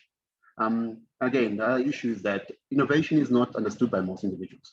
When people think innovation, they think some designer somewhere in Silicon Valley or in Verts or UP. They don't understand that innovation is any manner in which we improve a system by virtue of applying yourself. So by understanding the fact that innovation is a tool that everybody can actually be involved in, makes life easier for them to be able to actually deal and just be involved and fix simple things within their systems. Anyway, again, innovation needs to be defined within the scope of the organization. I've already sort of got into this slightly in terms of you can't overshoot yourself to a point where you basically achieve what you're trying to achieve because you've overstretched the mark. So those are the realities that we found can work within our systems. But again, it's very important to understand that one needs to understand themselves, their environment, and what they're trying to deliver for them to be able to define what innovation is to their company or the organization. Anyway, I don't want to take too long. I want to actually share that bit in terms of how one can embrace innovation within a water service space, such that in the end, the company can improve itself. And all these can be integrated within an engineering forum, because of course, if you work within the utility space, you're delivering services, you have plants, meaning you're mainly dealing with engineers, okay, scientists, of course, from a water quality perspective, and of course, process controllers who are also engineers. So the idea is to ensure that we have a culture of thinking that fosters the embracement of solutions. Hope that makes sense. Thank you. No, thanks a lot, Dr. Kuzayo. I mean, clearly you are one of the municipalities that is privileged to have a dedicated resource like yourself to drive innovation. Imagine a municipality where I come from, Moretele. I'm sure they are not thinking deeply about such, and we need to look at a way of how we work collectively then to promote innovation and technology in our municipalities. And I think there's a process between Salga and SAICI to take that forward. With that said, colleagues, the next item is quite a crucial one in my own opinion. A subject that has been talked about nationally and internationally, issues of asset management and operation and maintenance. And to give us his thoughts about how we can do things differently going forward in that space, I wish to invite Mpho from Zutari Consulting Engineers to give us his thoughts of how can we do things differently. Mpho, the floor is yours. Thank you.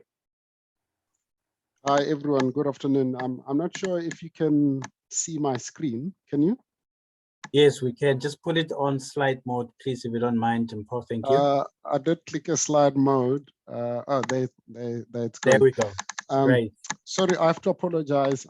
I didn't join the earlier session because I was in a meeting with various clients, and I'm actually joining you from the site office, and the connection there isn't that stable. So I'm not gonna switch on my video. I can momentarily if you wish, but it gets a little bit blurred. So I don't think you can see anything. I did turn on my video. Sorry about that. Please proceed. Yeah, my name it's Mpho Rampau. I'm currently based in the Zutari Cape Town office. I lead, just as an introduction, I lead our water business across the African space. So I'm the head of our water unit. And in a week's time, I'll be relocating to Gauteng for those that are interested in catching up with me later.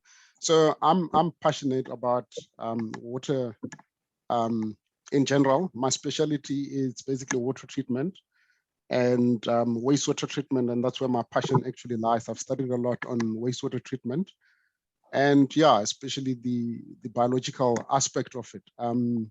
Yeah, at the moment, I'm involved in basically delivering large infrastructure projects for small municipalities as well as large scale and metro municipalities, and I've worked across Australia, New Zealand, Southern Africa as well.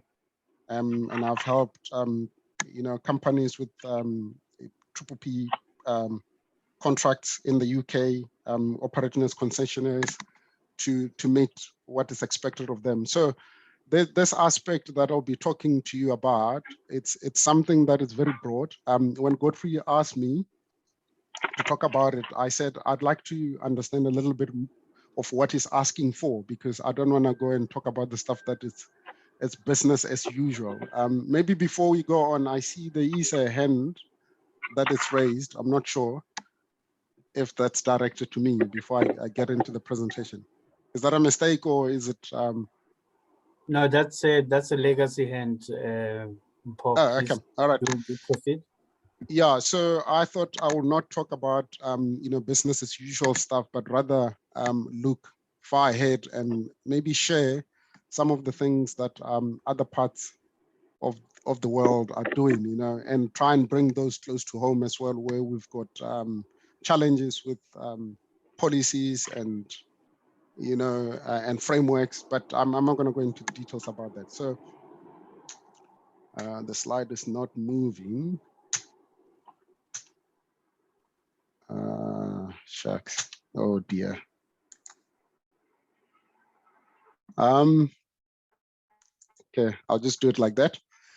All right. The overview is I'll just touch on just give you a context and the footprint of what it's at stake here in terms of our infrastructure in South Africa and the current approaches that have been adopted to deal with infrastructure stuff, and also just look at maybe other ways of looking at it to help what we already have in place. So firstly, I think we need to go back to the basics. I think the Constitution provides for every individual in our country to have some sort of access to basic water and sanitation.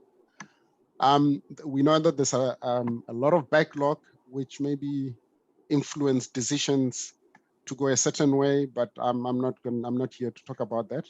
And also the FMA, especially section 63.2 talks about a proper way of accounting and managing the infrastructure that we have. So there is a lot in terms of policies and legislation to deal with that, and it's also well documented in the National Water Act. The other thing that it's very widely publicized is the UN 17 Sustainable Development Goals. You'll see that the water and sanitation is basically at the forefront of that, at the center of all those development goals. So if we have to now bring everything back to home, noting that we've got all of these things, it's have we got an understanding of what we have in our system? The last time I checked, we had at least 2,000 wastewater treatment works, whether, you're talking about the evaporation oxidation pond system. This excludes the septic tank, of course, and all the way to your more advanced wastewater treatment plants. And we have also at least 950 potable water treatment works as well in the country. And something that maybe it might be quite exciting for those that are not aware is we've got at least 50,000 kilometers of water and sanitation infrastructure network. The question is, with all of this, sophisticated infrastructure network, is what are we doing about it? Because there's a lot of capital that has been injected in there. We also have, at least 500 state-owned dams with a huge capacity of at least 37 million cubes. Just to give people a refresher, that's equivalent of many Olympic-sized swimming pools. And the other thing that it's actually quite interesting and fascinating is we, as stakeholders and custodians of this infrastructure, we've also in the next few years, we're going to be spending in the order of 700 billion rand to bring about new infrastructure in order to make sure that people have got basic needs, basic water and sanitation, and also to meet some of the sustainable development goals. So it's very crucial that we play that proper custodian roles, especially if we're going to be spending an additional 700 billion rand, and this is just the capex on the new infrastructure. So what are immediate challenges that we face in the country is we've got I think it's fair to say our problems are well documented, but I just thought I'll just give a refresher. It's, our water resources are poorly managed, especially your wastewater treatment works, because no one actually pays proper attention compared to your water treatment works, because those people are interested in because of the water that they drink. But when you look at the two brothers or cousins, if you want to call it that, the one that seems to be forgotten a lot is the wastewater treatment works, because it's actually seen as a waste. And I actually don't like that term. I see it as a resource facility or factory that we can actually harness a lot of stuff that we're consuming on a daily basis, especially if you look at that and juxtapose it with the whole circular economy stuff. So the wastewater treatment works are in dire needs, and that is well documented. And we've got poor management across the whole spectrum of our infrastructure. So reticulation, it's one of them. Whether that's just sewage or potable water, it's leaking everywhere. Pressure management, it's not the way it should be. There are some metros in the country that have got in excess of 40% leaks through their system. So basically we're treating the water and just dumping that into the ground. So we're not looking after our stuff. So there's shortage of skills and weak institutional capacity. There is actually poor planning by both ourselves as consultants and also the clients on the other side. And that's basically likely to not understanding what the public actually wants. So it's something that we need to look at. We need to look at the whole life cycle costing of the projects before we actually embark on this solution. We mustn't just look at the CAPEX. The other thing that's becoming more and more of a challenge is the inability of a state-owned, government to raise capital because of undesirable gearing ratio. What that refers to, basically, it's your loan to debt ratio, as well as your ability of your ratepayers to actually bring back money into the fiscus. And the other thing that actually just hamstrung everything is just the corruption, which we shouldn't be even talking about it now. And the other thing is lack. Now, when we bring this to looking after our infrastructure, we've got poor record keeping of our asset and data, so which is actually crucial if we are going to do a good job of looking after our infrastructure. So most of those things I've spoken about, but if you go back and look at exactly what is this operation and maintenance, this actually refers to all the activities that are needed to run a water supply system, whether it be a water sanitation scheme or a water treatment plant, but it excludes construction of new facilities. I think that's a simple explanation that I can give, but I don't think it's well understood, because the diagram below actually shows what needs to happen, when we look at the asset before we can even go to the operation and maintenance. We need to plan it properly. We're actually good at maybe acquiring new assets. We've got a very good level, some sort of a good level of planning, but when it actually comes to scrapping those assets or actually looking after them, we're very poor there. And most of the time that doesn't even enter into the discussion. And then something that we need to start now pushing more and more forward. And I know why this doesn't even make it, because it's not necessarily a cheap way of looking at things, and people just want quick fix solutions. And unfortunately, once you've committed to an infrastructure, you need to look after it. It's like giving birth to a child. So you can't just give birth and say, from now onwards, you're on your own. So you have to look after the child until they're at a point where they can take care of themselves. We've got a very good asset registers and framework and policies, so which I'm not going to dwell into, but the question is, that unfortunately has been reduced into a tick box exercise, and it shouldn't be a tick box exercise. The blue drop and green drop system it's actually a quite great initiative, but I think it's not properly being used the way it was intended to be used. And the other thing is, maintenance only happens when things fail, and by then it's too late. So we need to, the operation part, it's like it's forgotten. So before you can operate, before you can maintain something, you actually need to understand how it operates or how it works. So I think since this is a broad subject, so I just thought I would just challenge each one of us to just make sure, especially those that are in the consulting space, to make sure that when we plan or offer solutions, that those are fit for purpose, that we don't go there with our own preconceived ideas of giving our stakeholders something that it's not going to be fit for purpose. For example, we need to design things that are easy to operate and maintain, and they need to be location specific. It has to be different when you're designing for a rural place where you know you're not going to get highly skilled personnel to look after the stuff.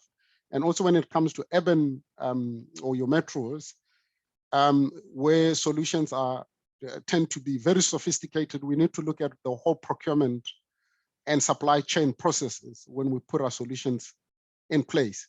And another way of doing things is to standardize the design and make sure that you've got redundancies in whatever you're offering, or maybe level of reliabilities to maybe offset the delays that might be caused by supply chain regulations and other things. Just make sure all of this is factored into the planning. I know all of this basically increases the cost, but it's actually great for the infrastructure. So organizing, like, the O&M does not actually require a huge task. It requires us to ask a very deliberate way of doing things. And I mean, it's easy. We need to know what we're doing and when and who it's for and with what we have. So I've already touched on those things. But the most important thing that excites me, I know that my colleague, Dr. Kuzwayo, initially was talking about innovation. And that basically goes into the whole digital way of doing things. I know this is tough for smaller municipalities or for rural areas, but it does help.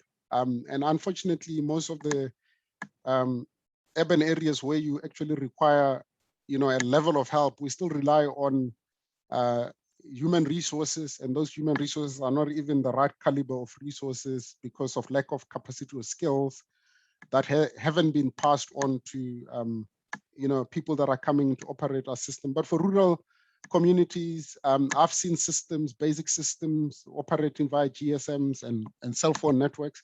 But for our urban areas where things are complicated, that's where you actually need the help of digital tools to drive efficiency. The whole thing of digital transformation to drive efficiency via control systems and digital twins becomes more and more of a solution that needs to be investigated and basically put forward for complicated systems.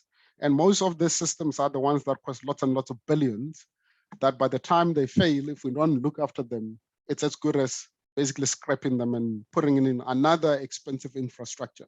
So we need to maybe get into the habit of technology in order to drive a proper operation and maintenance. The other thing that this does, it gives you all the information that you need, because the framework, it's already there via the asset management registers and other platforms. So this can be used to do preventative maintenance by making sure that you can bring equipment offline before they actually fail and look after them. By that way, you can prolong their life, expectancies.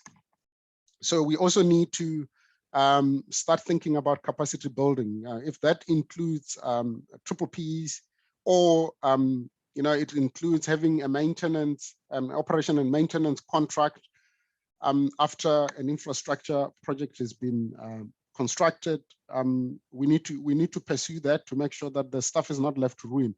I've seen there are a few municipalities that I've seen doing this. I haven't done it myself, but I've seen it, where they've got operation and maintenance contract, and they actually save a lot of money through that system because things last longer and they're not left to ruin. And by that, I don't mean privatization of the municipal infrastructure. It's in a relationship, public partnership, private partnership, where they both actually run the plant, with the end result being that the municipality personnel, where they lack capacity, that whole resource is transferred to them to run.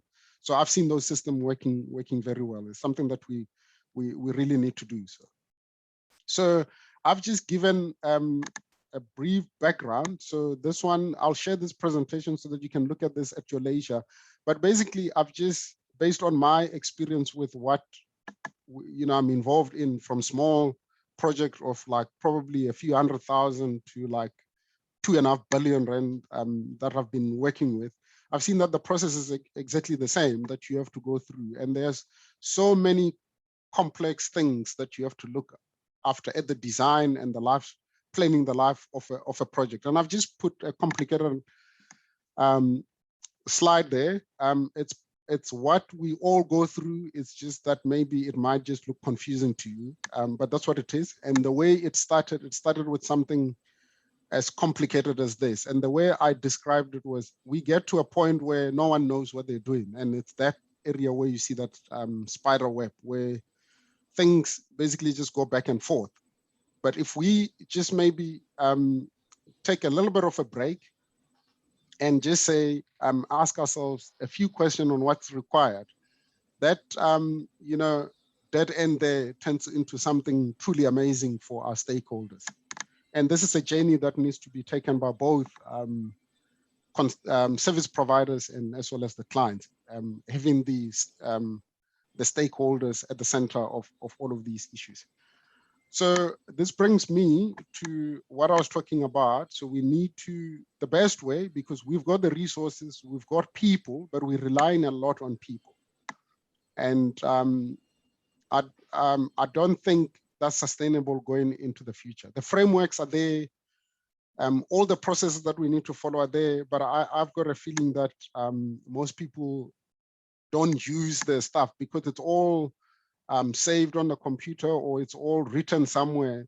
The best way is to use the control systems or digital systems that have been installed or can be installed in most of this infrastructure at a fraction of a cost to save a lot of money down the line. And there's so many things. We can look at industrial Internet of Things suited for the environment that we work in, whether it's a rural or urban area, so that still works. The whole data management and insights, there is a lot of data that it's logged, but it's not logged properly. It's not in a way that is friendly to use.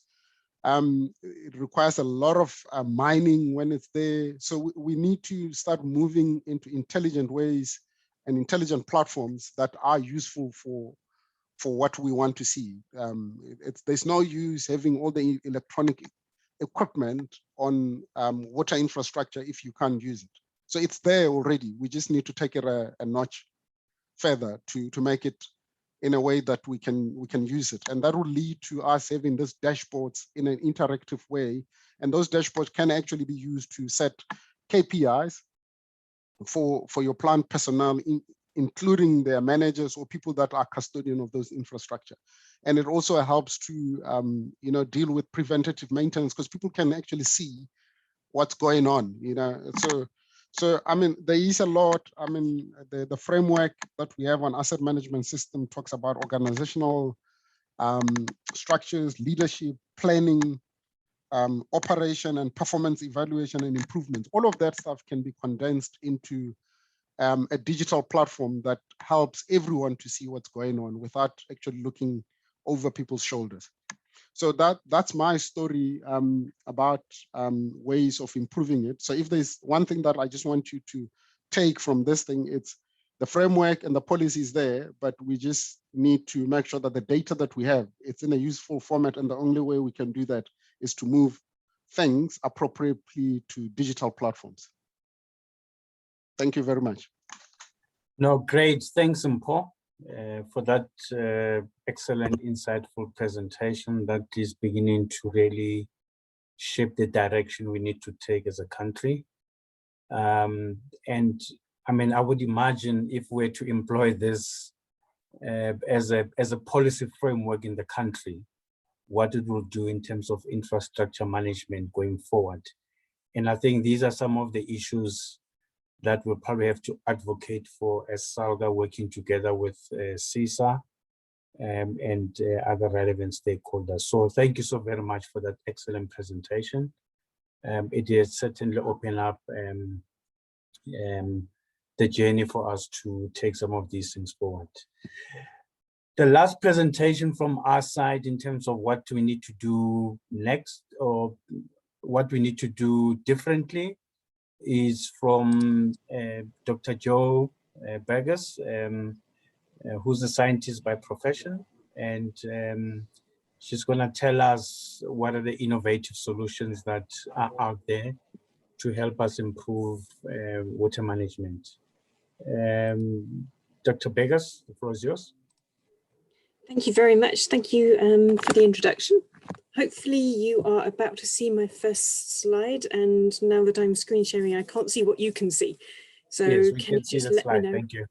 Wonderful. All right, then I'm going to talk a little bit about access to technological and innovative solutions, and then wrap up with the role of engineers versus innovation integrators. So, as Williams mentioned, I'm representing Isle Utilities. I'm in the Pretoria office, and we are, my slides are not moving. Okay, my slides are moving. Good stuff. We are a relatively small company, and the map is a little bit misleading because even before the pandemic, we all worked from home. So we're quite scattered around the world. There are about 70 people in the company as a whole. And the green pins on the map show you where we have businesses, offices registered, and the yellow light bulbs show you where we have activities. So technology approval group locations, workshops, events, and that kind of thing. And our reason for existence, so what we are here for, is to identify challenges in the water and wastewater sanitation service provision sector and other associated sectors. We identify, we scout for novel technologies all the time. We've got a team of scientists and engineers around the world that speak between them about 25 languages. And you can see from the map how diversely they're spread. And among that team, we always are looking for technologies which we undertake technical and commercial due diligence on as a routine. That's what we do all the time. Our role is to connect those technologies with the people that need them. So through collaborative forums, we undertake collaborative evaluation of the technologies that are emerging. These are disruptive, leapfrog, various stages of readiness, and we introduce them to the people that need them. And that's basically what we do. And we do it through two main mechanisms. We have a range of forums called the technology approval groups. And these are membership forums which end users of technologies can join. So we have 14 of them around the world. 2 of those are in South Africa. One is the municipal, so that's water and wastewater service providers. And the other one is industrial, which includes people from the water sector that want to join, but it also includes oil and gas, pharmaceuticals, pulp and paper, the metal industry, that kind of thing. And the idea is that for each forum meeting, and each forum meets twice a year, we present a long list, so a catalogue of 10 brand new technologies that they haven't seen before, which are available locally, that meet a local need, and they get to vote on what they want to hear. And the members of each forum vote for 5 technologies that they want to learn about. And then we coach the technology providers to present a good technical commercial presentation. So actual performance data, genuine cost information, genuine evidence-based claims rather than just, it's not a sales pitch. It's a much more robust presentation. We then shoo them out of the room, either the virtual or the physical room, and we basically talk about them behind their backs. So we get everyone in the group to come together and provide this collaborative review. The other thing that we have to make innovative technologies and know-how accessible is a range of online tools. And I'm going to show you a little bit more about those in a moment. But you can think of them like Property 24, but for technologies.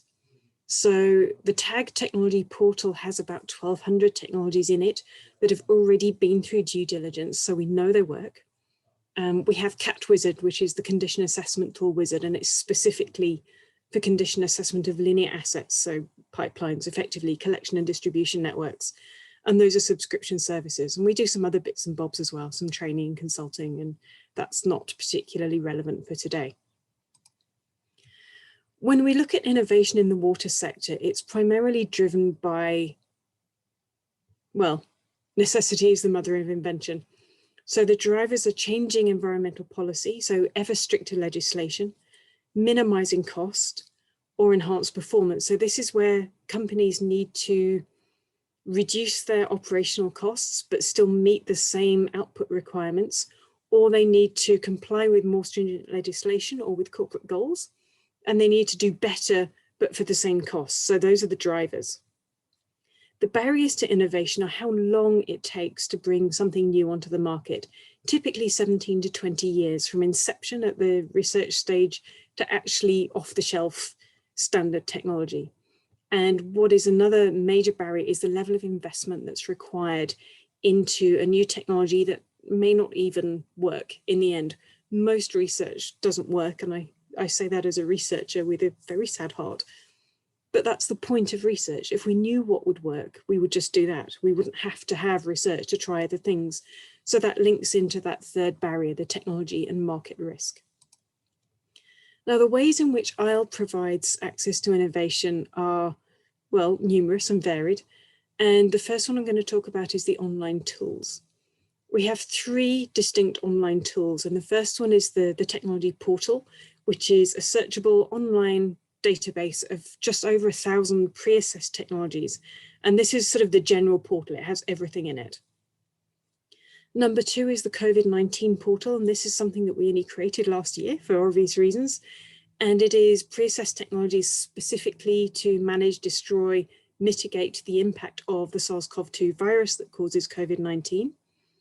And then the third one on the list is the condition assessment technologies portal, which is a narrower focus than the TAG technology portal, but goes into more detail on the technologies that it includes. So this is what the TAG portal looks like. It's a bit like Auto Trader.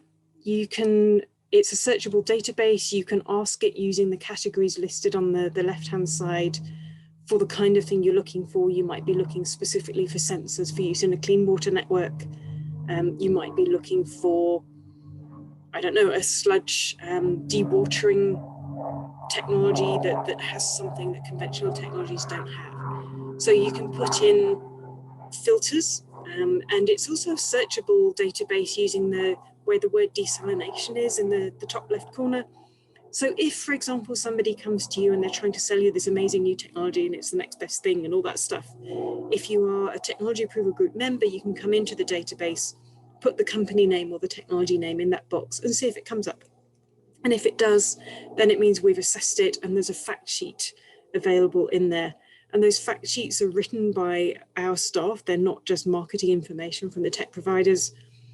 And there are also additional private documents in there which are available to members. So things like the outcomes of case studies undertaken by other water utilities. So the report from the hosting utility, not from the tech provider. So you get a feel of what happened in their previous pilots and demonstrations from the end user's perspective. The second one that I mentioned is the COVID-19 portal. And there are 4 categories of technology here. So we have detection and testing, we have removal and deactivation, remote control, monitoring and automation, and contingency management. And in those last 2 categories, the technologies are not necessarily specific to this pandemic. A lot of these technologies are useful for general resilience and risk mitigation in all sorts of crises. And then the last one I just wanted to mention is the CAT Wizard, the condition assessment tools. And this one goes into much more detail on a subset of technologies that's in the general portal. So in this one, you can see the categories on the left-hand side of the screen are somewhat different. You can select according to the pipe material, the supplier, if you know a supplier, what kind of principle you want the technology to work with. And further down, if we were able to scroll down, you would see things like you can select the region in which the technology is available or a price range.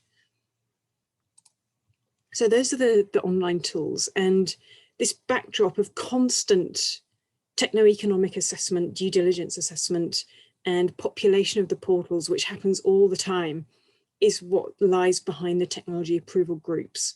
The technology approval groups, as I say, are operational around the world. The technologies which are presented are assessed for application in the particular region where they're presented. So we don't take a technology which is a good tech, but let's say it's very specific to the USA context. We don't paste it across the rest of the world. So we're constantly searching the globe for emerging technologies. We're constantly assessing them. If they aren't any good, we don't put them in the portal and we don't bring them to the meetings. If they are good, but they're not relevant to a particular location, so let's say they're not available in South Africa yet, then we don't bring them to the South African meeting. We select the technologies based on the ones which are of most interest to the forum members, and the 5 most popular which are voted in through the mechanism that I described earlier are the ones that are presented at the meeting. In the meeting, we coach the presenters very closely, so they have to stick strictly to time, they have to provide genuine evidence, and they have to undertake to answer Q&A at the time, but we also undertake a SWOT analysis on each technology behind closed doors, and we give them feedback from that analysis, and they have to respond to that as well. After the meetings, there are always follow-up cycles of ongoing activities, such as things like setting up collaborative trials. If there are 2 or more members of a forum that are interested in testing a tech, then we can halve the costs for each of them by designing and hosting a collaborative trial. And we find our technologies from around the world, academic institutes, technology accelerators from within the approval network itself, all sorts. The kinds of technologies are broken down into the pie chart that you see in front of you now. A lot of work at the moment is on network and asset management, and a lot is on monitoring. And that really speaks to the digitization of the industry. We look particularly for cutting edge innovation, but at technology readiness level 7, 8, and 9 for these forums. So it needs to be something that is deployable. It must be proven in an operational environment. It's not just something where you've got one lab or one on-site pilot plant that's small. It has to have been done properly at least once somewhere in the world, and it must be available here. We do a lot of that by bringing standard practice in from other sectors. A lot of the leakage reduction technology that we're importing from oil and gas, for example, has been very well developed there because their product is worth a lot more than water. So a lot of their condition assessment tools for pipelines, leakage detection and prevention is far in advance of the water sector. But their best practice, their common practice can become our best practice just because they've already done the R&D investment. So those are the kinds of things that we can bring in. One example, which you may or may not have heard of, is the Syrinx trunk minder. I don't want to spend a lot of time on the slides, but this is a nice example of how this mechanism can bring technologies into the water sector. So the Syrinx trunk minder was first presented in the UK. It was originally a British invention, and it was first presented at the UK Technology Approval Group in 2007. It monitors trunk mains for small leaks that escalate into bursts. So it's not your traditional leak detector. It's a sensor-based technology. It's no longer a new technology, but it was at the time. And the first trials were undertaken with 2 of the large utilities in its home country of the UK. Now, when I talk about the timeline required for research and development, I'll tell you what happened with Syrinx. Its first investment was 2007 when it got a government grant from Innovate UK, and it was presented at UK TAG. In 2011, IL did some work for the company, so some consulting services, and we did a market entry study and a competitor analysis study for them. And we showed them what the attributes were of the competing technologies and how they could carve out a niche for themselves. They then, as a result of that market analysis, decided to first expand into Asia Pacific. So in 2012, they were accepted to present at the Australia and Asia Technology Approval Group meetings, and they set up partnerships with local agents in the Asia Pacific region. In 2013, they looked at Europe, having set up an office in the Netherlands, and that secured an investment for them of 43 million to undertake some network pilot trials for Brabant Water. in mainland Europe. As a follow-on from that, in 2013-14, they expanded into the American market, and now they have about $400,000 per annum revenue in that market. So you'll see that whereas the intuitive approach would have been start in the UK, spread to Europe, which is nearest, then spread across the English-speaking world, that's not the way it happened. Asia Pacific was the most receptive market for them, so they went there first. And now they have an office in Singapore with staff that speak Mandarin and Cantonese, because they have a lot of business in People's Republic of China. The expansion into America went south to Texas Tag, and they got another investment from the Texan grid for $1.5 million. And then basically they're up and running. They showcase at Singapore International Water Week with the Singaporean staff, and they had a 3-day-long show, and now they're deployed in hundreds of systems. But this has taken over 10 years, and this is what we consider an accelerated pathway. So for them, it's been a 10-year journey from 2007 to 2017 to take their technology from R&D phase into an off-the-shelf tech. And the things that we have not done for them include engineering design. We can scout for disruptive technologies, and we do that all the time. We assess them, but we're not civil engineers. We don't do civil works. We don't build wastewater or water treatment works. And this is where we need to integrate with the members of CISA and the engineering community. Otherwise, these amazing new technologies, even if they're brilliant, can never be put on the ground because we don't have the people with boots on the ground and the expertise to integrate new technologies into existing or new asset bases. That is my last slide. So thank you very, very much for your attention and the opportunity to speak, and I will stop there. No, thanks, Joe, for that presentation. And essentially, colleagues, what we were trying to do there is to expose your good selves that there are, all sorts of technological ways and means of improving what we're currently doing. And I mean, in this session, you would have noted that the emphasis has been on tech and innovation, tech and innovation, tech and innovation. And hence, as Salga, together with CISA, we are exploring a way of working together in ensuring that going forward, we introduce innovative solutions in how the consulting engineer fraternity designs infrastructure. Yeah, so that's it. I wish to leave it at that for now. We are running out of time. However, we literally have 3 minutes for this particular session.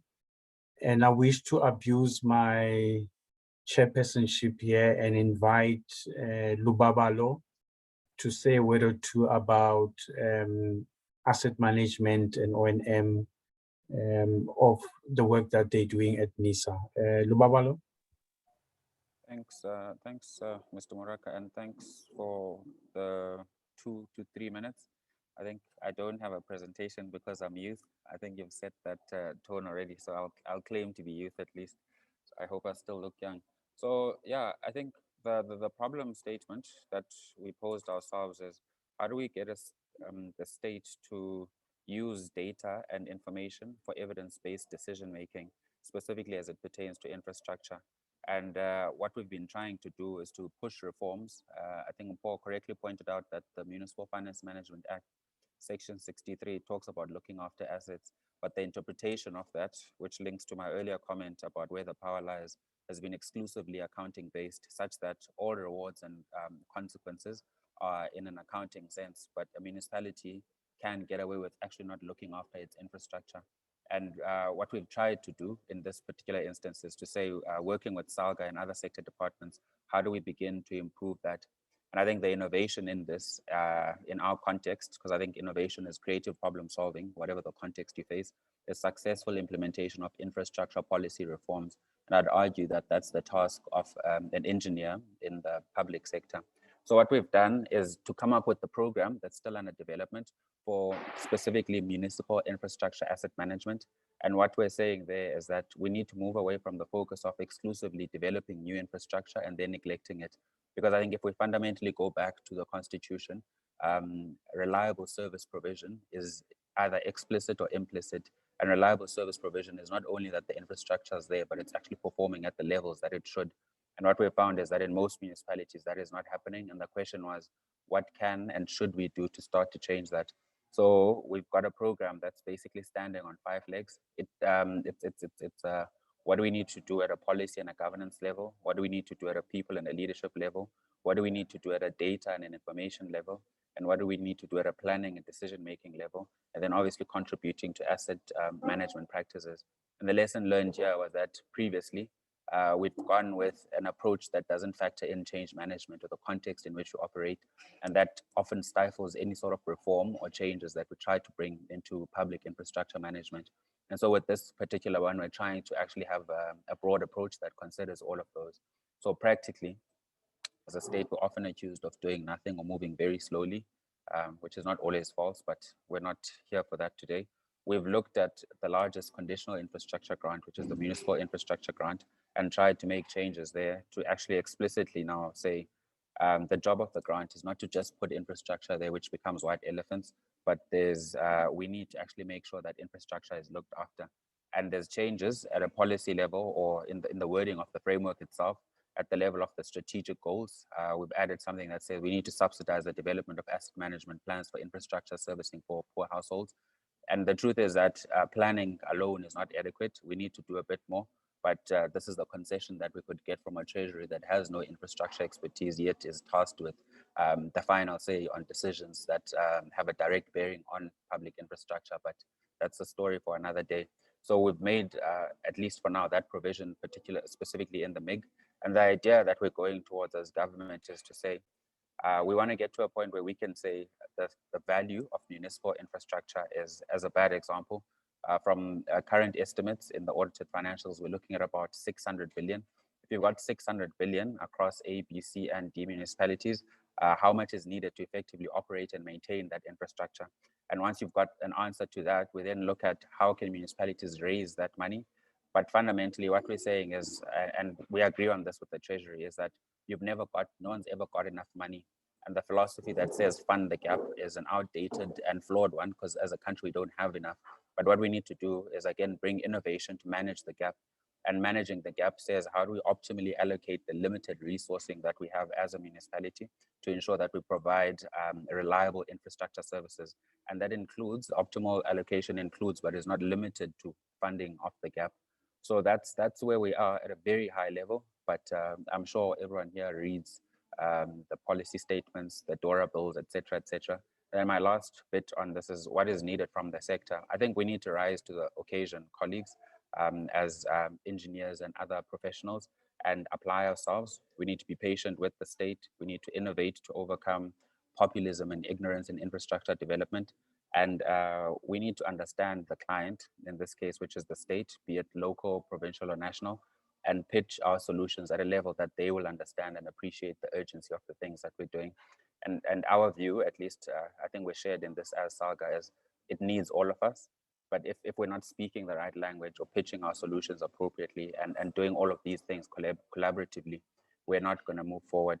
So yeah, we hope and we anticipate positive response from the sector and support in building that credible database that allows us to make evidence-based decisions. Thanks, Mr. Morak. I know that was quite fast, but I tried to just touch on the salient points. Yeah, no, well done. I mean, I think, the message is loud and clear that, as government, there are some initiatives underway, and we'll probably have to look at a way of how we need to work with all the stakeholders to take this forward. Colleagues, I'm afraid we've got literally 8 minutes. We wish not to keep you beyond, we might steal 1 or 2 minutes of your time, but we move into the final session, and we are blessed by the presence of Dikeledi, who is the National Secretary for the CISA's Young Water Professionals, just to indicate to us what has been unfolding from today, not unfolding today, and then take the processes forward. Dikeledi, the floor is yours. Okay, thank you so much. I am sharing my screen. I hope everyone is able to see. Yes, we can see it. Thank you. Okay, great. Thank you very much for that introduction. I was tasked with the putting together of all the summaries of today's session, and just a few of the key issues that were addressed. I've noted here from the first presentation that water scarcity, as we all know, is a main concern, and for the urban areas, this is mainly due to urbanization, thus increasing the demand for water and sanitation divisions, and then for the rural areas, the lack of water and sanitation infrastructure. Secondly, I've noted there the challenges that were highlighted also from the first presenter in the master plan, and these are noted as service delivery issues that we have, as well as vandalism of the water and sanitation infrastructure. Substandard municipal audits, that was also a main concern that was noted in the presentations, and corruption, certainly. And the deterioration of infrastructure and lack of infrastructure maintenance, that was also one of the main key issues. Inclusion of innovation and technology, as well as what seems to be the main or a big contributor or a big issue was discussed, political influence in the decisions within the sector. I've noted then also a few of the possible solutions that were discussed. Firstly, we need to improve the management within the municipal sectors, and that is that would be mainly by appointing qualified engineers in the key personnel roles required in those departments, as well as we need to educate the public in terms of the reduction, or hopefully to reduce water losses, and also just create awareness on water reuse. We need to acknowledge and enforce the key roles the key role of engineers in redefining and improving projects within the water and sanitation industry. We need to develop our young engineers, as well as incorporate work from the SMMEs into our water and sanitation projects. We need to investigate alternative energy and power generation sources, and this was in relation to the power cuts that we keep having due to Eskom's problems. And second last, we need to explore and embrace innovation solutions, and these are the digital tools and softwares as alluded to by Mpho, Zach, as well as Dr. Joe. And lastly, we need to improve our asset management systems by updating our asset registers, as well as focusing more on preventative maintenance instead of corrective maintenance. And lastly, what is it that we need to do in order to enforce or include these suggested solutions? We need to coordinate and governance. We need to focus on coordination and governance, and this was alluded to by Jessica in her presentation, that it's all well if we talk about these, but we need to be talking to the right people, finding out who we need to talk to in order to get these decisions or innovative problem-solving solutions in the right hands. And lastly, we need to follow through on these solutions. So yes, we've had this session today and thought of our problems and how we can solve them, but we need to follow through perhaps at the next session just to investigate on whether we have indeed taken steps in the right direction. Thank you, William. No, thanks for that brief summary. I think it's well done in my own opinion. And importantly, that we will avail the presentations and all the notes out of this meeting. Colleagues, we are moving towards the conclusion. So there's one last item in the next 2 minutes, which is the thank you item. I'm reluctant to do that. I think I've been chatting a lot since this morning. perhaps maybe if I could put Engineer Campbell on the spot to thank the presenters and the delegates and chart a way forward. CEO, you want to say thank you to the presenters and everyone, if you're still in the meeting? Okay, it seems not. I don't know if the president of CISA is still in the meeting. Okay, great colleagues. Let me do that. Let me thank everyone who has really contributed towards this particular engagement. It's one of the many, obviously. And lastly, that thanks for your time. You spent literally 3 hours with us today. And we're hoping that whatever that emerges out of here will find expression in what we wish to see in the water sector. Lastly is that I wish to thank Godfrey, who has been instrumental in helping us put this session together, and the team, and our greetings to the CEO and the president of CISA. And then finally is that there's a process underway for Salga to enter into an MOU with CISA as a mechanism of taking some of these outcomes of today's discussions forward. And so we wish to thank you for being with us, and it is 1:30, and let's adjourn the meeting till we meet again. Thank you so much and take care.